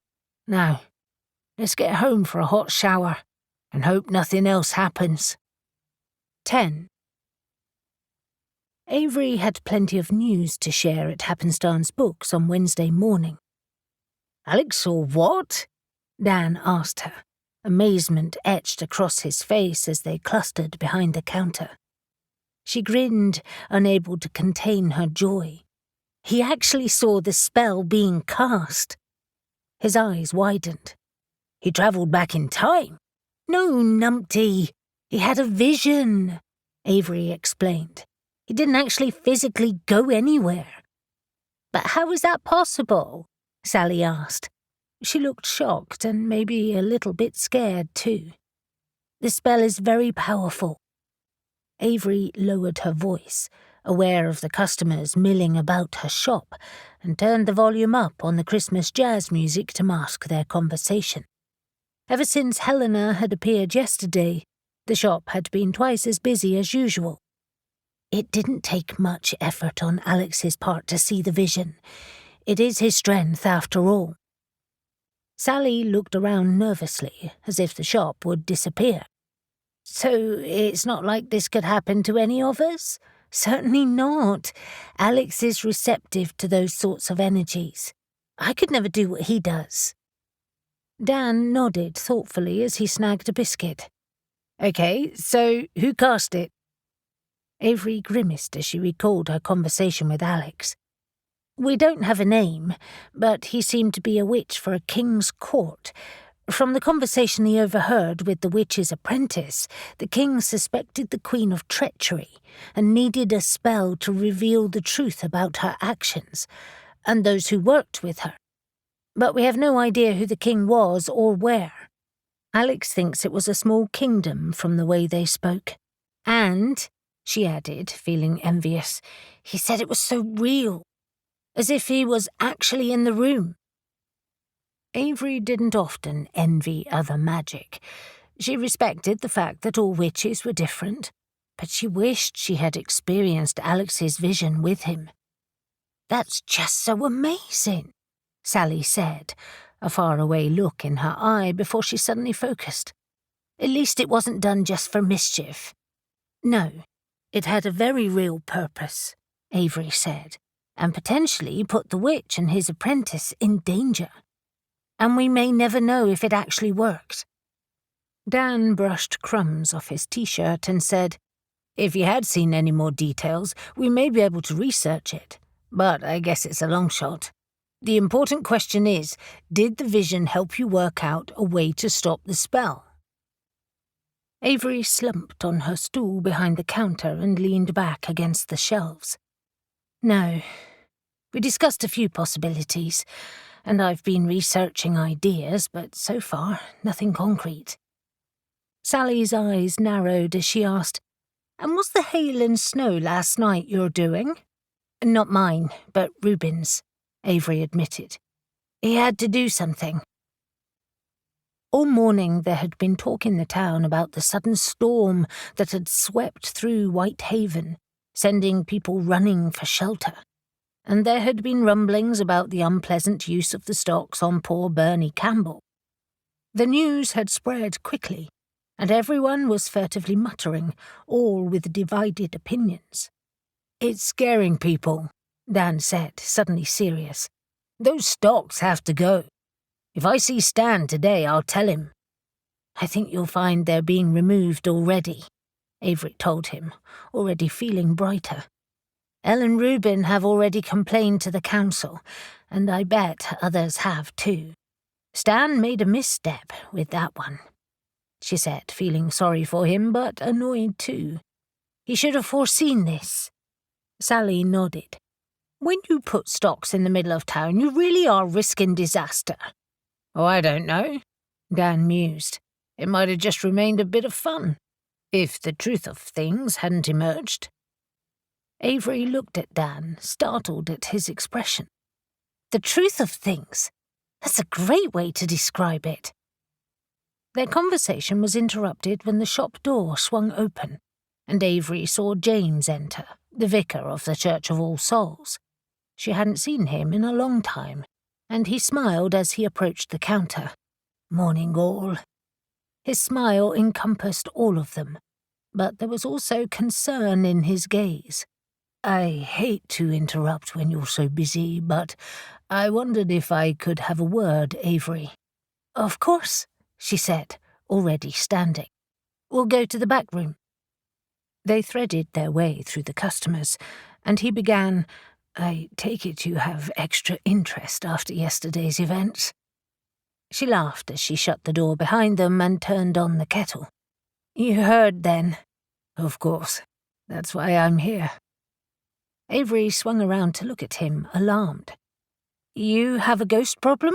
"No, a parishioner problem." James sank into a chair, despondent. "It seems not all couples are loyal to one another, and I've been doing a fair bit of marriage counselling over the last few days." "Ah, the truth of things." He frowned, and the lines that etched across his face made him look more tired. "The what? Is that what's going on?" "I'm afraid so," Avery said as she prepared the coffee cups. She and Alex had divulged their true abilities to James several months ago, and he had kept their secret. They had become friends of a sort, although having very different beliefs. The jesters' costumes have a spell on them. For a while we were confused. It seemed to reveal our magic and other paranormal things, she admitted, not wanting to disclose who else had been affected. "But something we learned last night tells us this is a truth spell, combined with a sort of revealing spell, a powerful one, too." She poured their drinks, added an extra sugar for herself, and carried them to the table where she sat opposite James. "For some reason I don't understand, it has enhanced our magic, too." "Making you more powerful, you mean?" James asked, sipping his hot coffee tentatively. "Not exactly. I think it's part of the revealing nature of it." She shook her head, perplexed. "Something to think on. But that's not what you came to talk about." "No, it is," he said, smiling sadly. "You've confirmed what I suspected, that something supernatural is happening to cause so many problems. Although, let's be honest, it is the actions of those who cheated in the first place that have caused this." "True. But even so, the repercussions will be huge. Are huge. Marriages under strain, children upset." He reached absently for a biscuit and dipped it in his drink. "Can you stop the spell?" "We're considering our options now." "Do you think if Stan stopped the Court of Fools, the problem would go away?" Avery fell silent as she considered James's suggestion. "Probably, but it would mean revealing what's happening. I'm not sure I'd want to do that, because—" She trailed off, not sure what to say about her fears about Rupert and what may happen if the news of a spell reached his ears. But it was as if James already knew. "You're worried about Rupert?" Avery looked up at him, shocked. "How did you know?" "I watch him. He troubles me." James's eyes drifted to the window, where they could just about see a patch of grey sky. "He has a dark soul." "You feel it too?" Avery clutched her mug. "I always think he has it in for me. He's so spiteful, and he looks terrible at the moment." "Oh no." Her face dropped into her hands. "The spell. It's revealing his true nature. One of my customers was grumbling about him the other day." "And the fight last night in the square?" James asked. "The spell, too. Some of Bernie's friends found out he was cheating them." "The truth is not always comfortable, is it, Avery? White lies are there to protect us. They shield us from ourselves as well as hiding others' imperfections." "I'm not sure I count cheating your friends out of money a white lie." "No, or cheating on our loved ones. But the little ones can sometimes be a blessing." James drained his remaining coffee and stood up. "I must go, but I'm glad we've talked. At least I know what the root of all this is. I hope you can stop it." "So do I." Avery continued to sit and drink her coffee after James had gone, thinking about what he had said about white lies and how they served to protect. He was right. Some lies were meant to soften life's hard truths, which could often destroy or fracture lives. A knock at the door disturbed her murky, confused thoughts, and Caspian Faversham stuck his head in. "May I interrupt?" "Of course you can." She smiled and gestured to a seat. "There's coffee left in the pot if you want some. I've just been chatting to James." "I saw him leave. Are you counselling for the church now?" he asked, filling a mug before joining her. Caspian's dark hair was damp, making the grey at his temples more obvious, and he was wearing his usual smart suit, a heavy wool coat over the top, which he slipped off as he sat. "I saw you on the news last night. You should have called me." "Why? You couldn't have done anything. Helena just appeared." Avery nodded in the direction of the garden. "She's probably in the shed now, next to the box and the scrap of fabric. I hope she doesn't feel the cold." Caspian laughed. "Only you would worry about a ghost catching a chill." "She's family. I feel she went through enough in her lifetime without having to be cold in the afterlife. Like getting burned at the stake and being betrayed by Caspian's ancestor." "Tell me what's happening here," he said softly. Avery summarized their troubles and what Alex had discovered. "I've researched spells, but nothing has leapt out at me as the best option yet." Caspian nodded. "A truth and revelation spell. That will be tricky to deal with. Perhaps I shouldn't be sitting here." Avery regarded him, knowing he was referring to his feelings for her and wondering what to say. She decided that in the spirit of the spell, the truth would be best. "I know exactly how you feel about me. Our current spell won't change that." "Or your response," he admitted, looking regretful. "No, we're friends, which is more than I thought we'd be, so behave." "I'm trying." Her lips twisted into a smile. "Not hard enough." "Any suggestions?" she asked deftly, changing the subject. "Things are escalating, so we need to act quickly." "It's an interesting dilemma," he said thoughtfully. "You would think revealing truths would be cleansing, liberating even, but instead it's leaving everyone feeling uncomfortably exposed."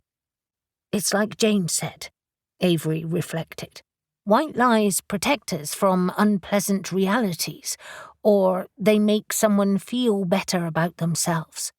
We've all told them to be nice sometimes, but that wasn't what the king wanted revealing. It was the dark, dangerous lies that threatened his life and his court. Caspian shrugged.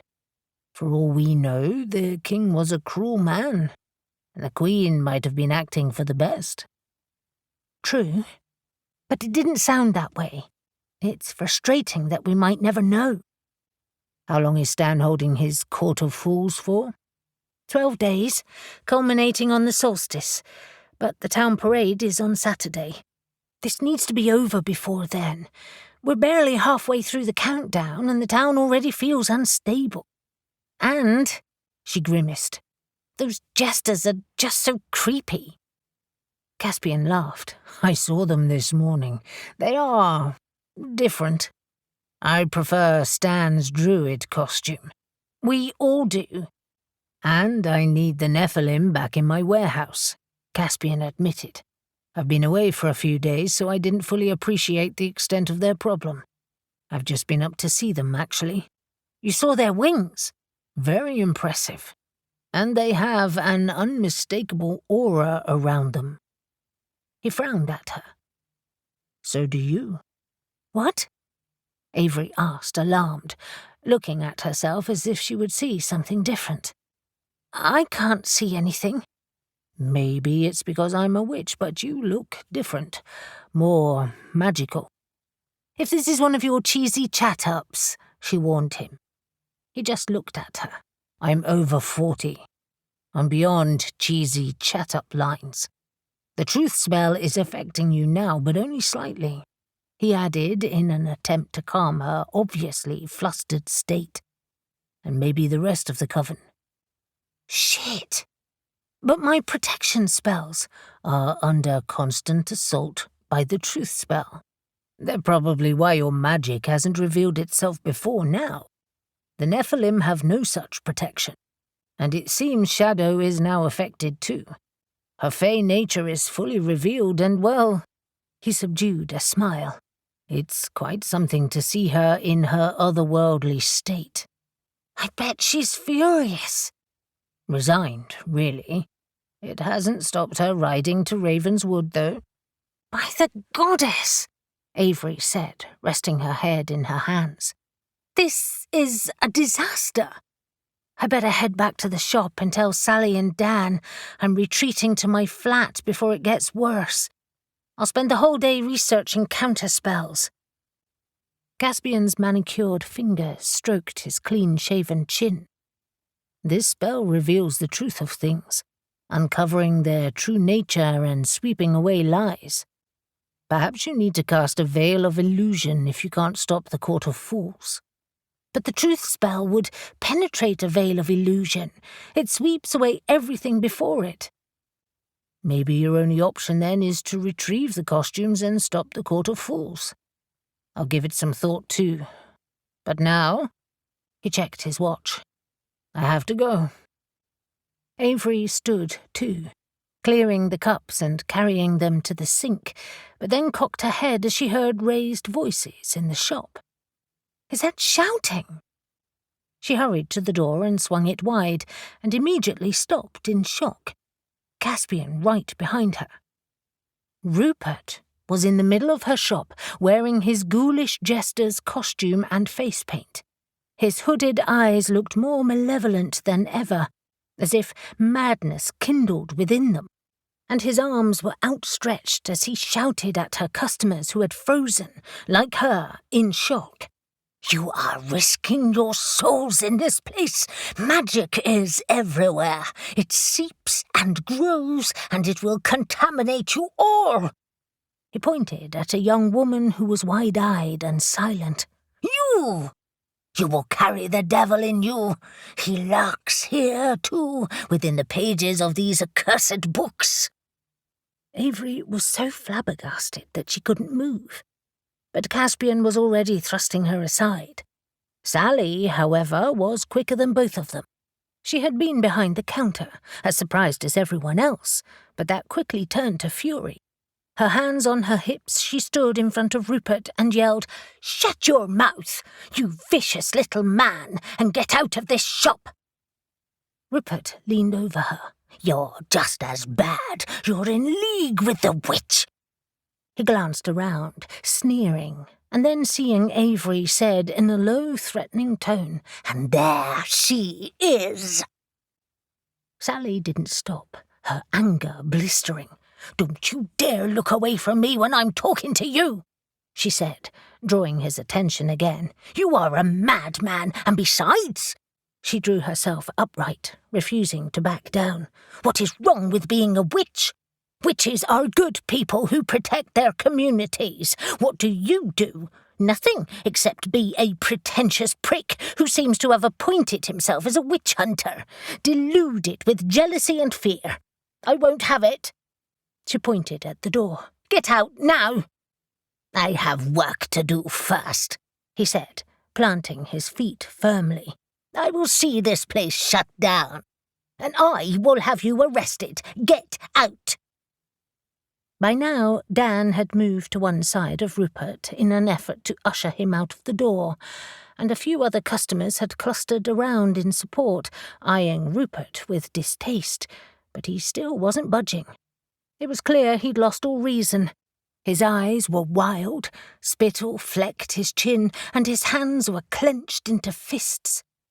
Avery desperately wanted to use magic to remove him, but had a horrible feeling it would backfire, and that her presence was inflaming things even further. Caspian, however, moved swiftly to Sally's side, addressing Rupert icily. "You have been asked to leave. I suggest you do it." "You will have to make me," he said, squaring up to Caspian. Before Caspian could respond, Sally grabbed a besom broom from a display they kept next to one of the shelves. "I'll make you." She whacked him with the broom. "Get out of our shop. I will sweep you out like the rubbish you are." Rupert stumbled, but shook Dan off, and Sally was about to whack him again when Helena manifested in the shop, smoke and flames billowing around her as she advanced on Rupert.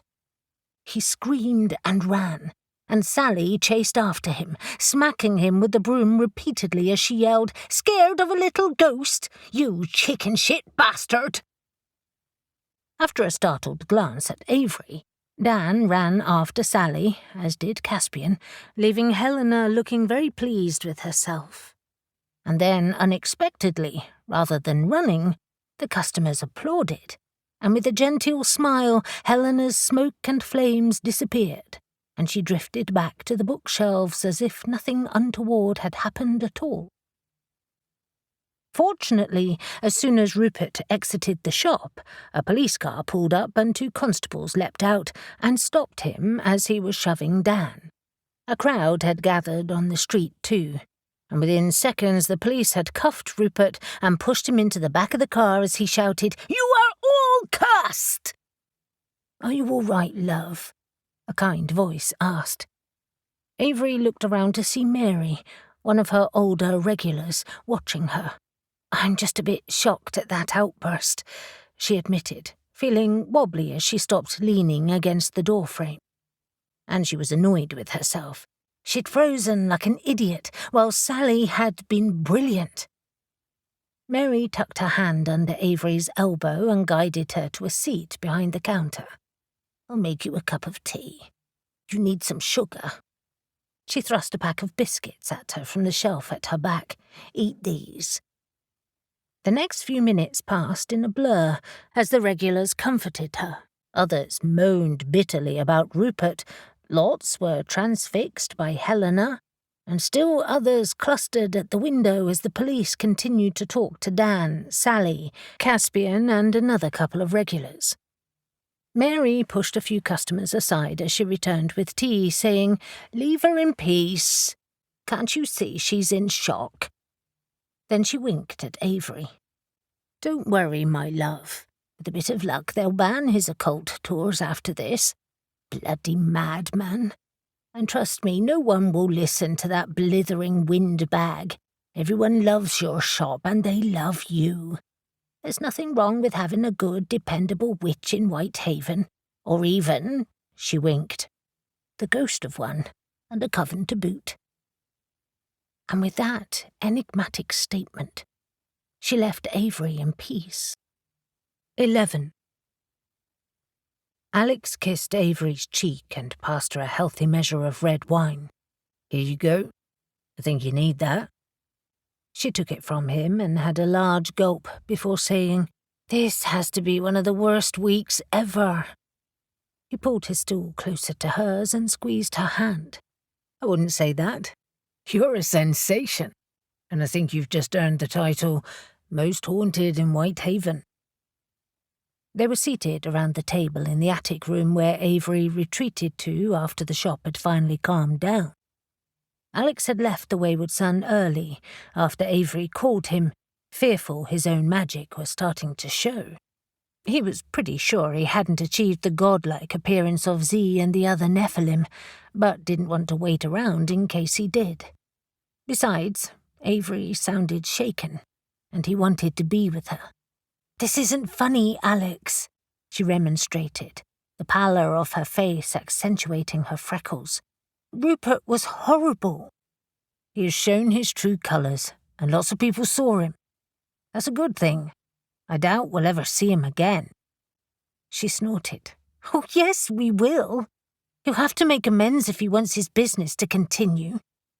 But the thing is, if he truly loves the occult, why freak out about it? It doesn't make sense. He bought the House of Spirits because of its association with séances. I think it's less about the occult and more about you. You clearly annoy him, and in this weird truth state, I think it all got mixed up in his mind. Besides, it sounds like he was ranting like a madman. She started to smile. Sally was amazing. She chased him out of the shop with a witch's broom. She called him a chicken shit bastard. Alex roared with laughter. I wish I'd have seen that. It wouldn't surprise me if somebody filmed it. And then Avery groaned again, planting her face on the table where her red hair tumbled like a wave. Someone probably filmed Helena, she said, her voice muffled. Alex started to laugh again and found he couldn't stop. Ave, you have all the fun. I wish I'd have been there. It sounds hilarious. Well, apart from Rupert being a shit, of course. Avery sat up again, laughing despite herself. Sally and Helena really turned it around. It was ugly to start with, but as soon as Sally rounded on him, everything changed. And that bloody broom! She giggled. Rupert screamed, actually screamed, when Helena appeared, even louder than that poor woman the other day. Did anyone else? In all the kerfuffle, I'm not sure. She shook her head and took another sip of wine. Dan and Caspian were great too, and my regulars. You have good friends. You can't buy that.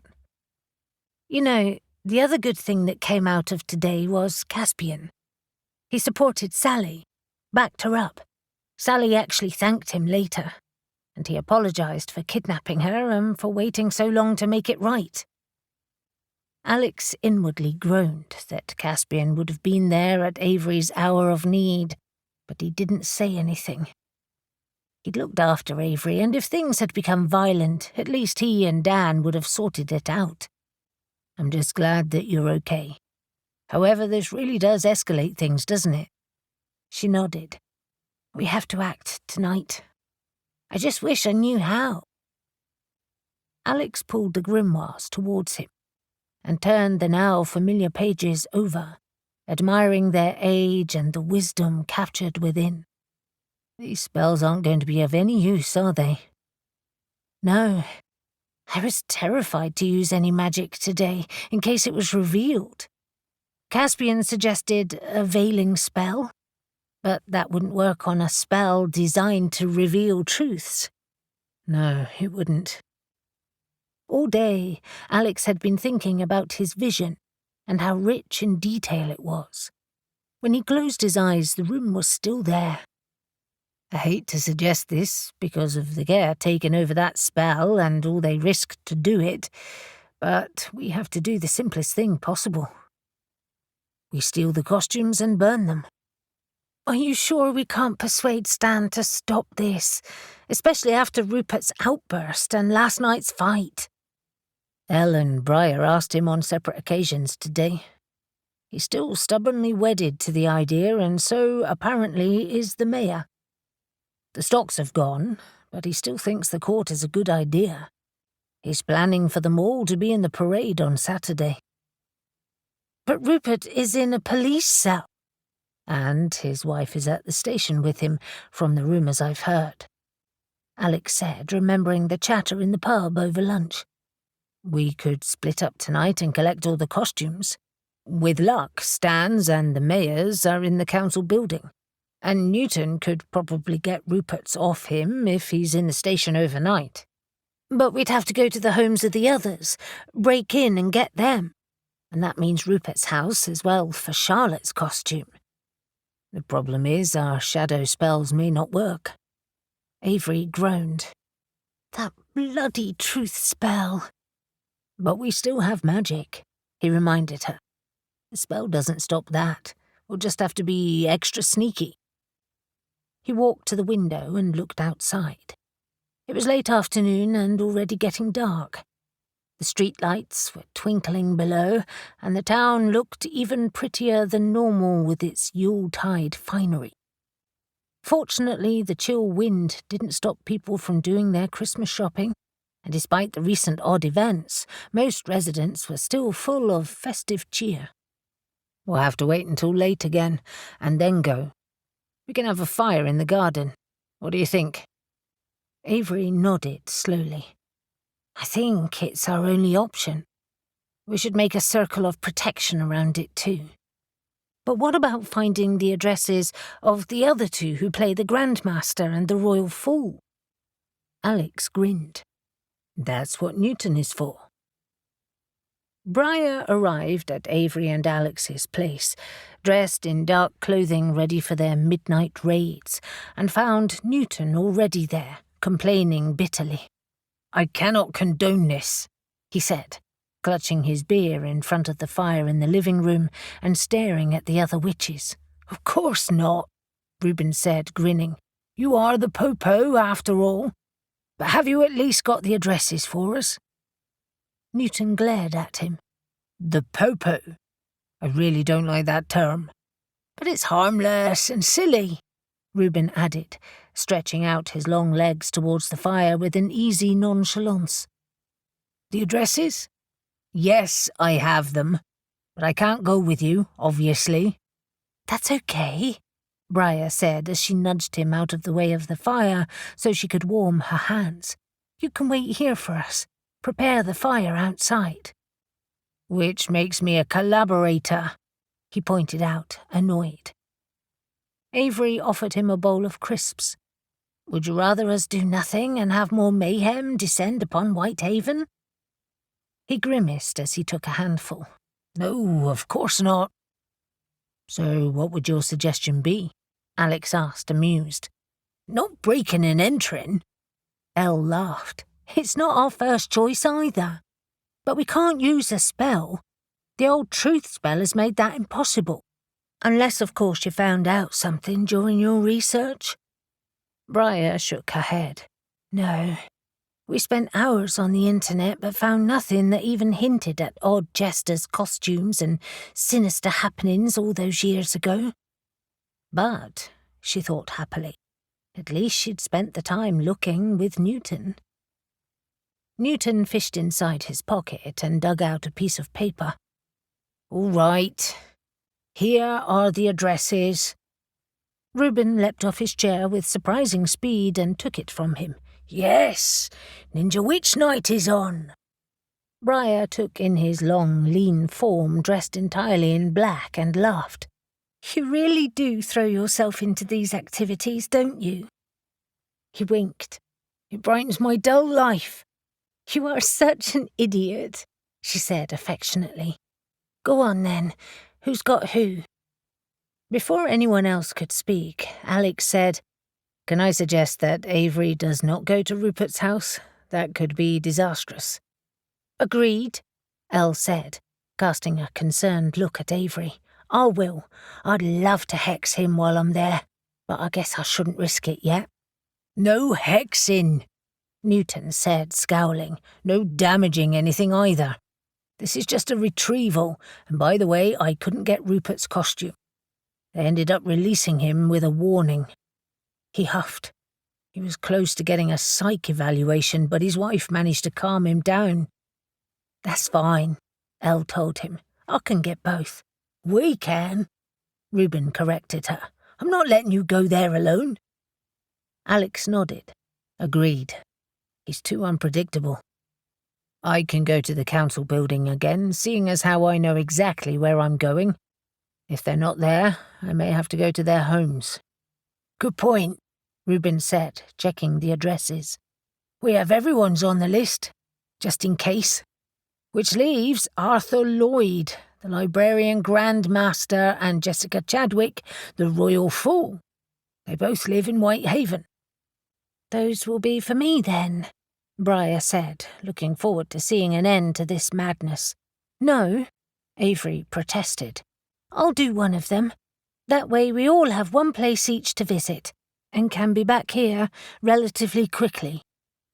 She rose to her feet and headed back to the kitchen. I'll start some mulled wine for when we get back. We can turn this into a celebration. Excellent, Reuben said, rubbing his hands together. Charades while we wait. Elle opened the House of Spirits' back door and slipped inside, Reuben on her heels, and he shut the door quietly behind them. For a few moments they stood silently, listening to the house creak and settle around them. And then Elle risked whispering, I think we're fine. They've gone to bed. They had arrived after midnight and watched the house for the last hour, but it had remained in darkness with no signs of movement. They then decided to move the car to the lane behind the fields that backed the house and approach from the rear. They had hoped that after Rupert's eventful day, he would be tired and sleep deeply. Reuben edged past her. Let me go first. I don't trust this slippery bastard. He led them through the kitchen and down the hall, and Elle noticed how much different it looked to when they had last been there. It was now restored to its former glory, and even though Elle didn't like Rupert, she had to admire the work they'd done. It was a beautiful house. As agreed, they searched the ground floor first and then edged their way upstairs, grateful that they knew the layout.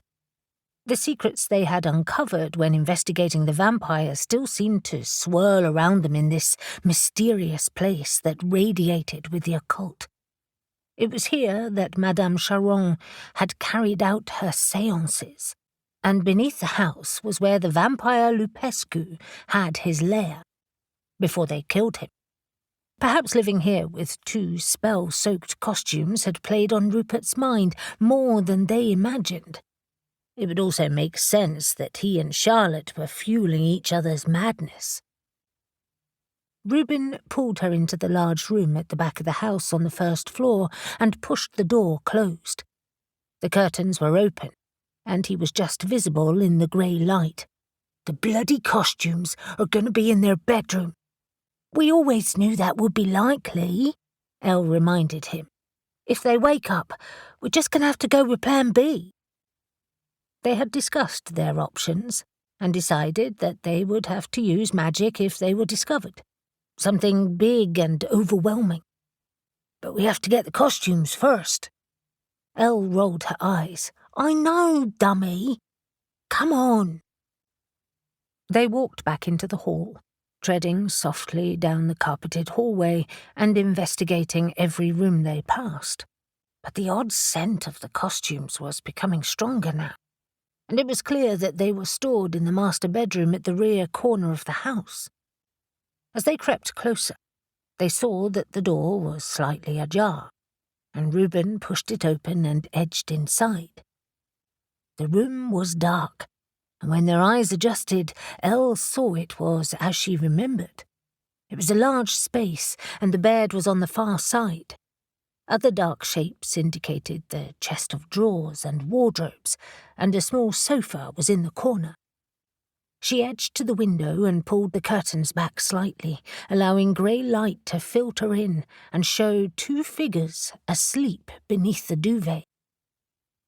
Elle hated doing this. It was horrible to invade someone's privacy, but it had to be done. The costumes must be destroyed.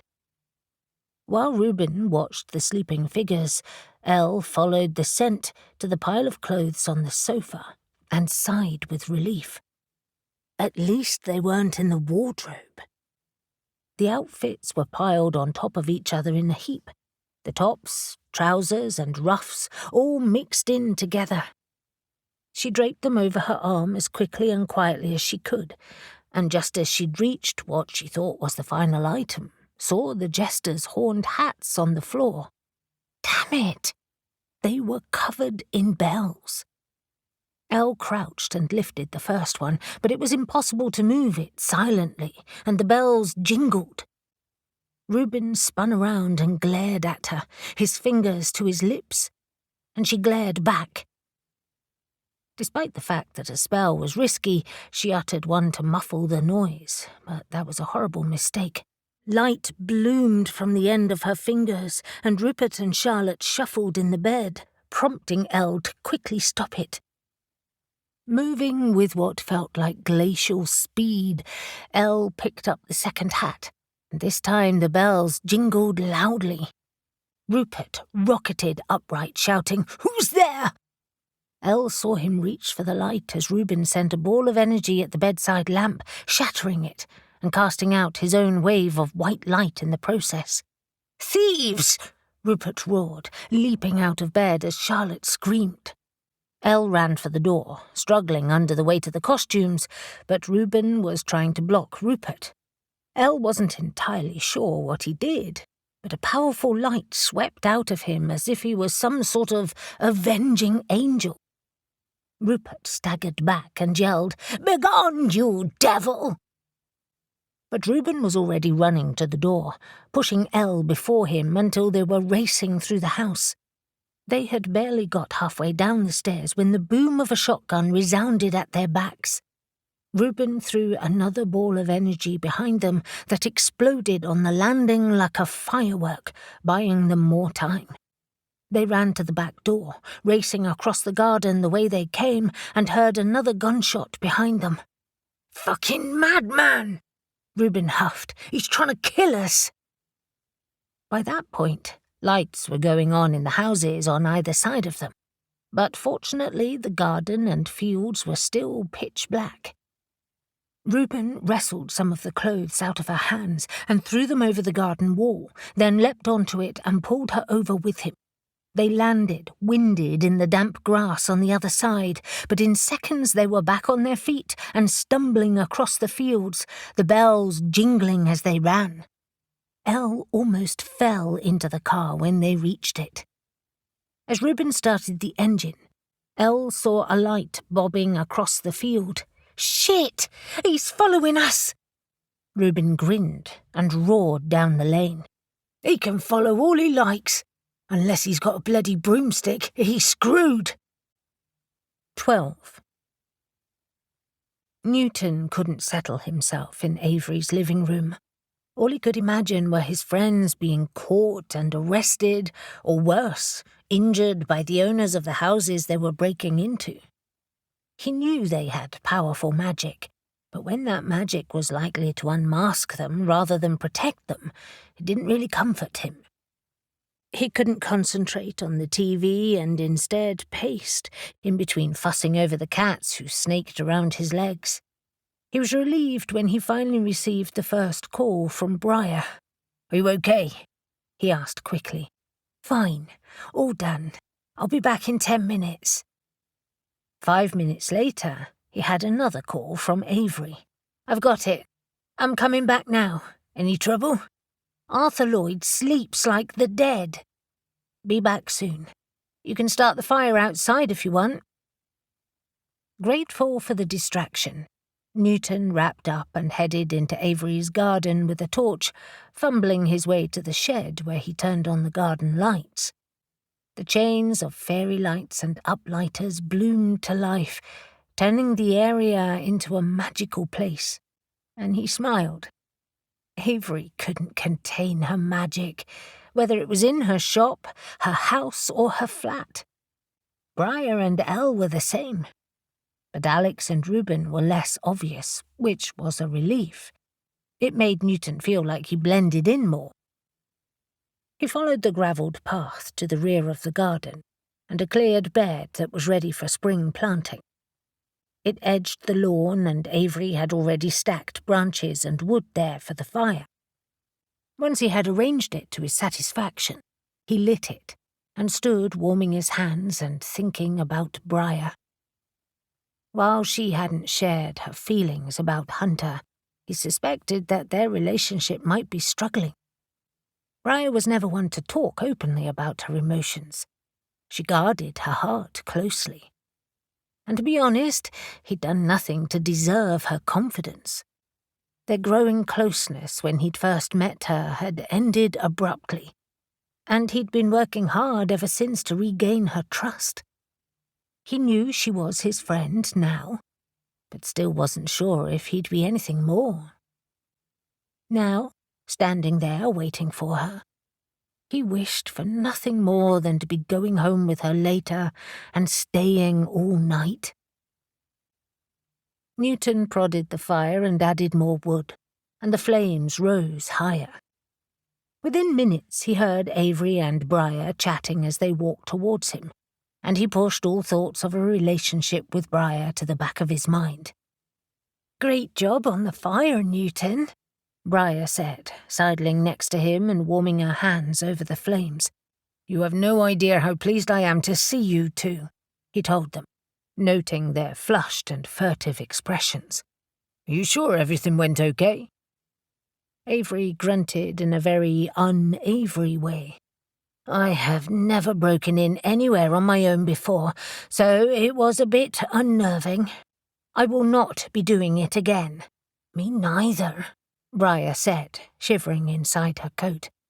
"If only I could believe that," Newton said with a grimace, and knowing there were likely to be many more times that they'd have to break in somewhere. "Where are the costumes?" "In the shed with Helena," Briar told him. "Fortunately, Jessica had left all of her costume in the bathroom. I've never been so nervous in my life." "I am very worried about the others," Avery confessed. "No need to worry about me," Alex called from behind them. He emerged into the firelight, looking pleased.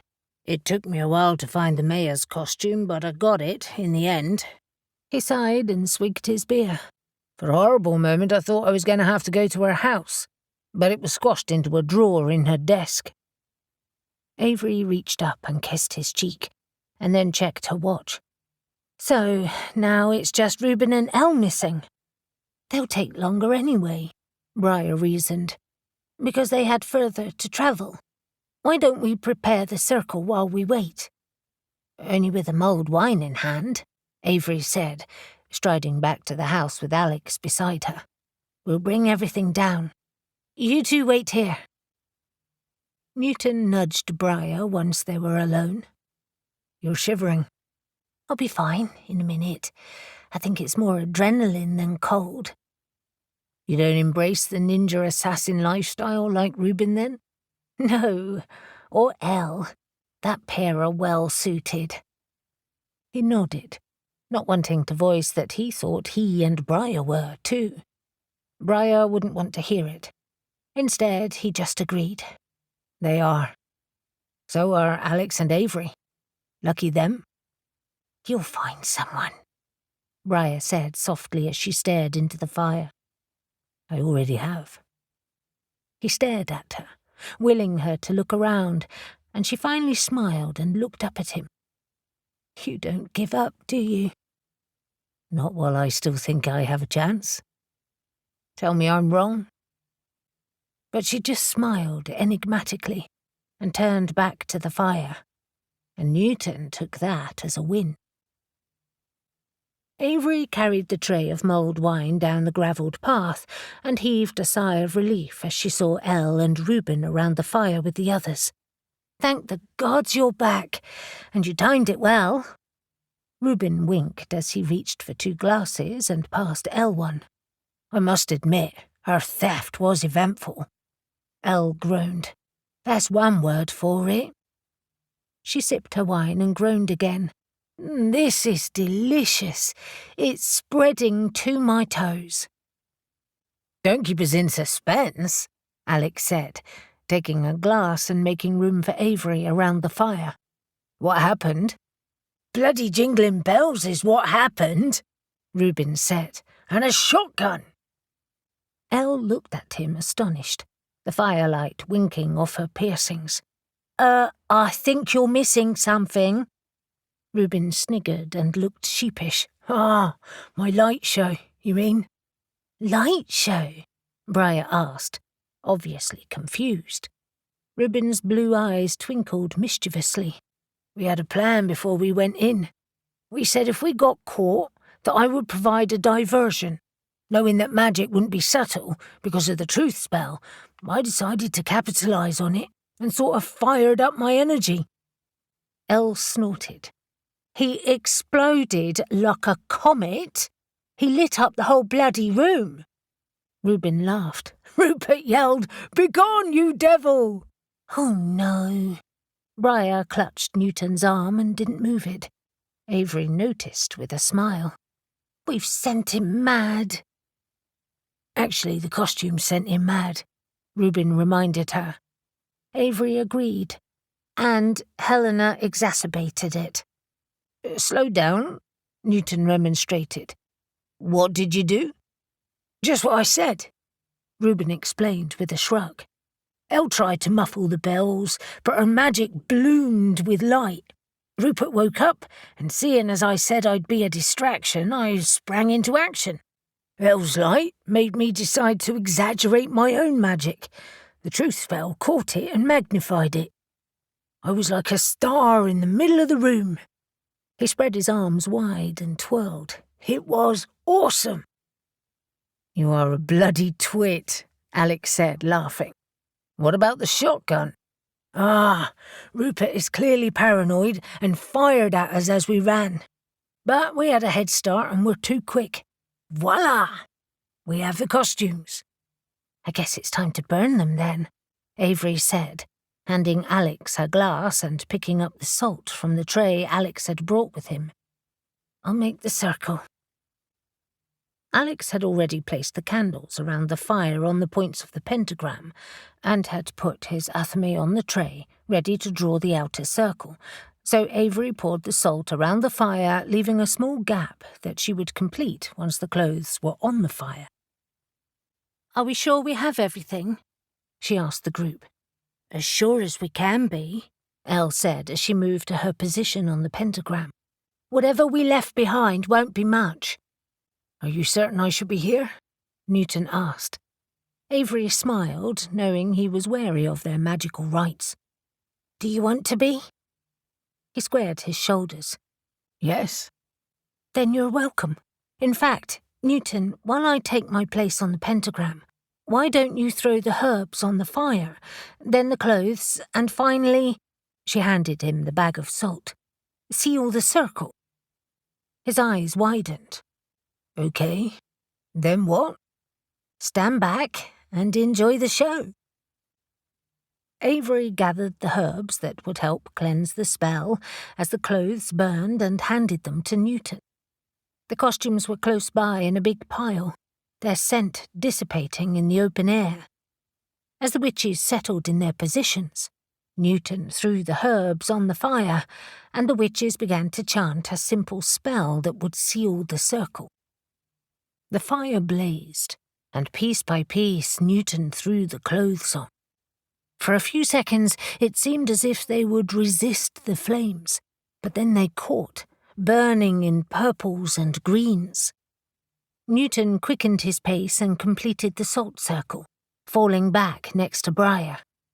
As one, they raised their voices and hands, and with a whoosh, the circle of protection surrounded the fire, funneling the flames upward in a column, and they fell silent and watched the ashes rise into the air.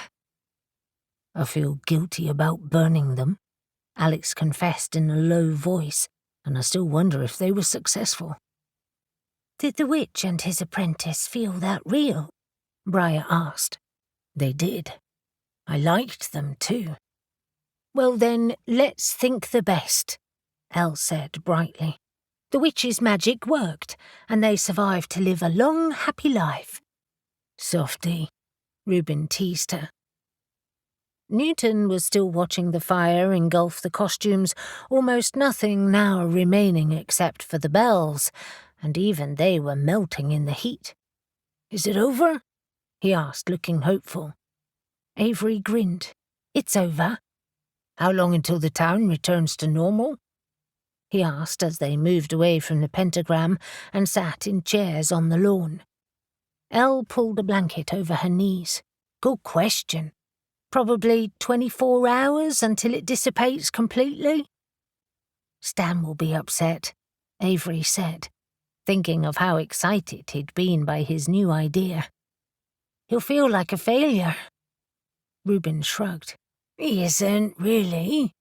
He wanted a topsy-turvy town ruled by the Court of Fools, and he got one. You could argue that the whole Misrule thing worked a little too well." "I'll make sure to remind him of that tomorrow," Briar said, sipping her wine and wriggling her toes by the fire. "The town will rally around him, and so must we. I'm sure that if the parade and solstice bonfire go well, he'll be okay." "But the memories of everything happening won't just go away," Alex said. He winked at Avery. "I don't think you should worry, though. None of us should. Whitehaven enjoys a bit of paranormal fun. It will add to the town's mystique." "True." Avery reached for the jug, finally able to relax. "More mulled wine, anyone?" Avery gathered a relieved Sally and Dan in the kitchen of Happenstance Books the next morning before they opened the shop. "So that's it?" Sally asked Avery. "No more crazy Court of Fools?" "And no more Helena?"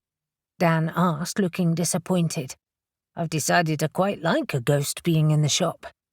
"I can guarantee no more Court of Fools," Avery said, smiling broadly. "I cannot guarantee no more Helena." "Yes." Dan punched the air. "You're so weird," Sally told him. "Says the woman who attacked Rupert with a witch's broom," he shot back. Avery laughed. "I don't think I stressed enough yesterday, Sally, how absolutely amazing you were. Thank you." Sally looked sheepish. "I was just so angry, especially when he insulted witches. How dare he?" "Hold on," Dan teased. "Don't get fired up again.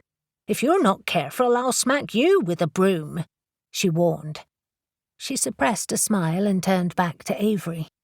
"Did you say the police released Rupert?" "Yep. They might charge him with disturbing the peace, but let's face it, he didn't really do anything." "He was inciting violence." "I know. I'm sure he'll think twice before paying us a visit for a while." "And now," Avery swigged the last of her coffee, "I am going to cleanse my shop, refresh my spells, and prepare for the day before welcoming the hordes of people who will no doubt descend on us desperate for gossip." Avery smiled as she left Dan and Sally chatting, and closing the door behind her, leaned against it and surveyed her shop. The fairy lights twinkled and gleamed, casting a warm, rosy glow over the books and occult goods placed on shelves and tables. It smelled of pine and incense, and as she took deep breaths, a feeling of peace descended on her. Despite the events of the last few days, her shop was still a sanctuary, and with a spring in her step, she started her daily rituals, feeling lucky to be in such a special place. They would celebrate the solstice in a few days, and the wheel would turn again, bringing new challenges and adventures. Avery was ready for them all. This has been Whitehaven and the Lord of Misrule, a Whitehaven Witches novella, written by T.J. Green and narrated by Diana Croft. Copyright 2021 by T.J. Green. Production copyright 2023 by T.J. Green.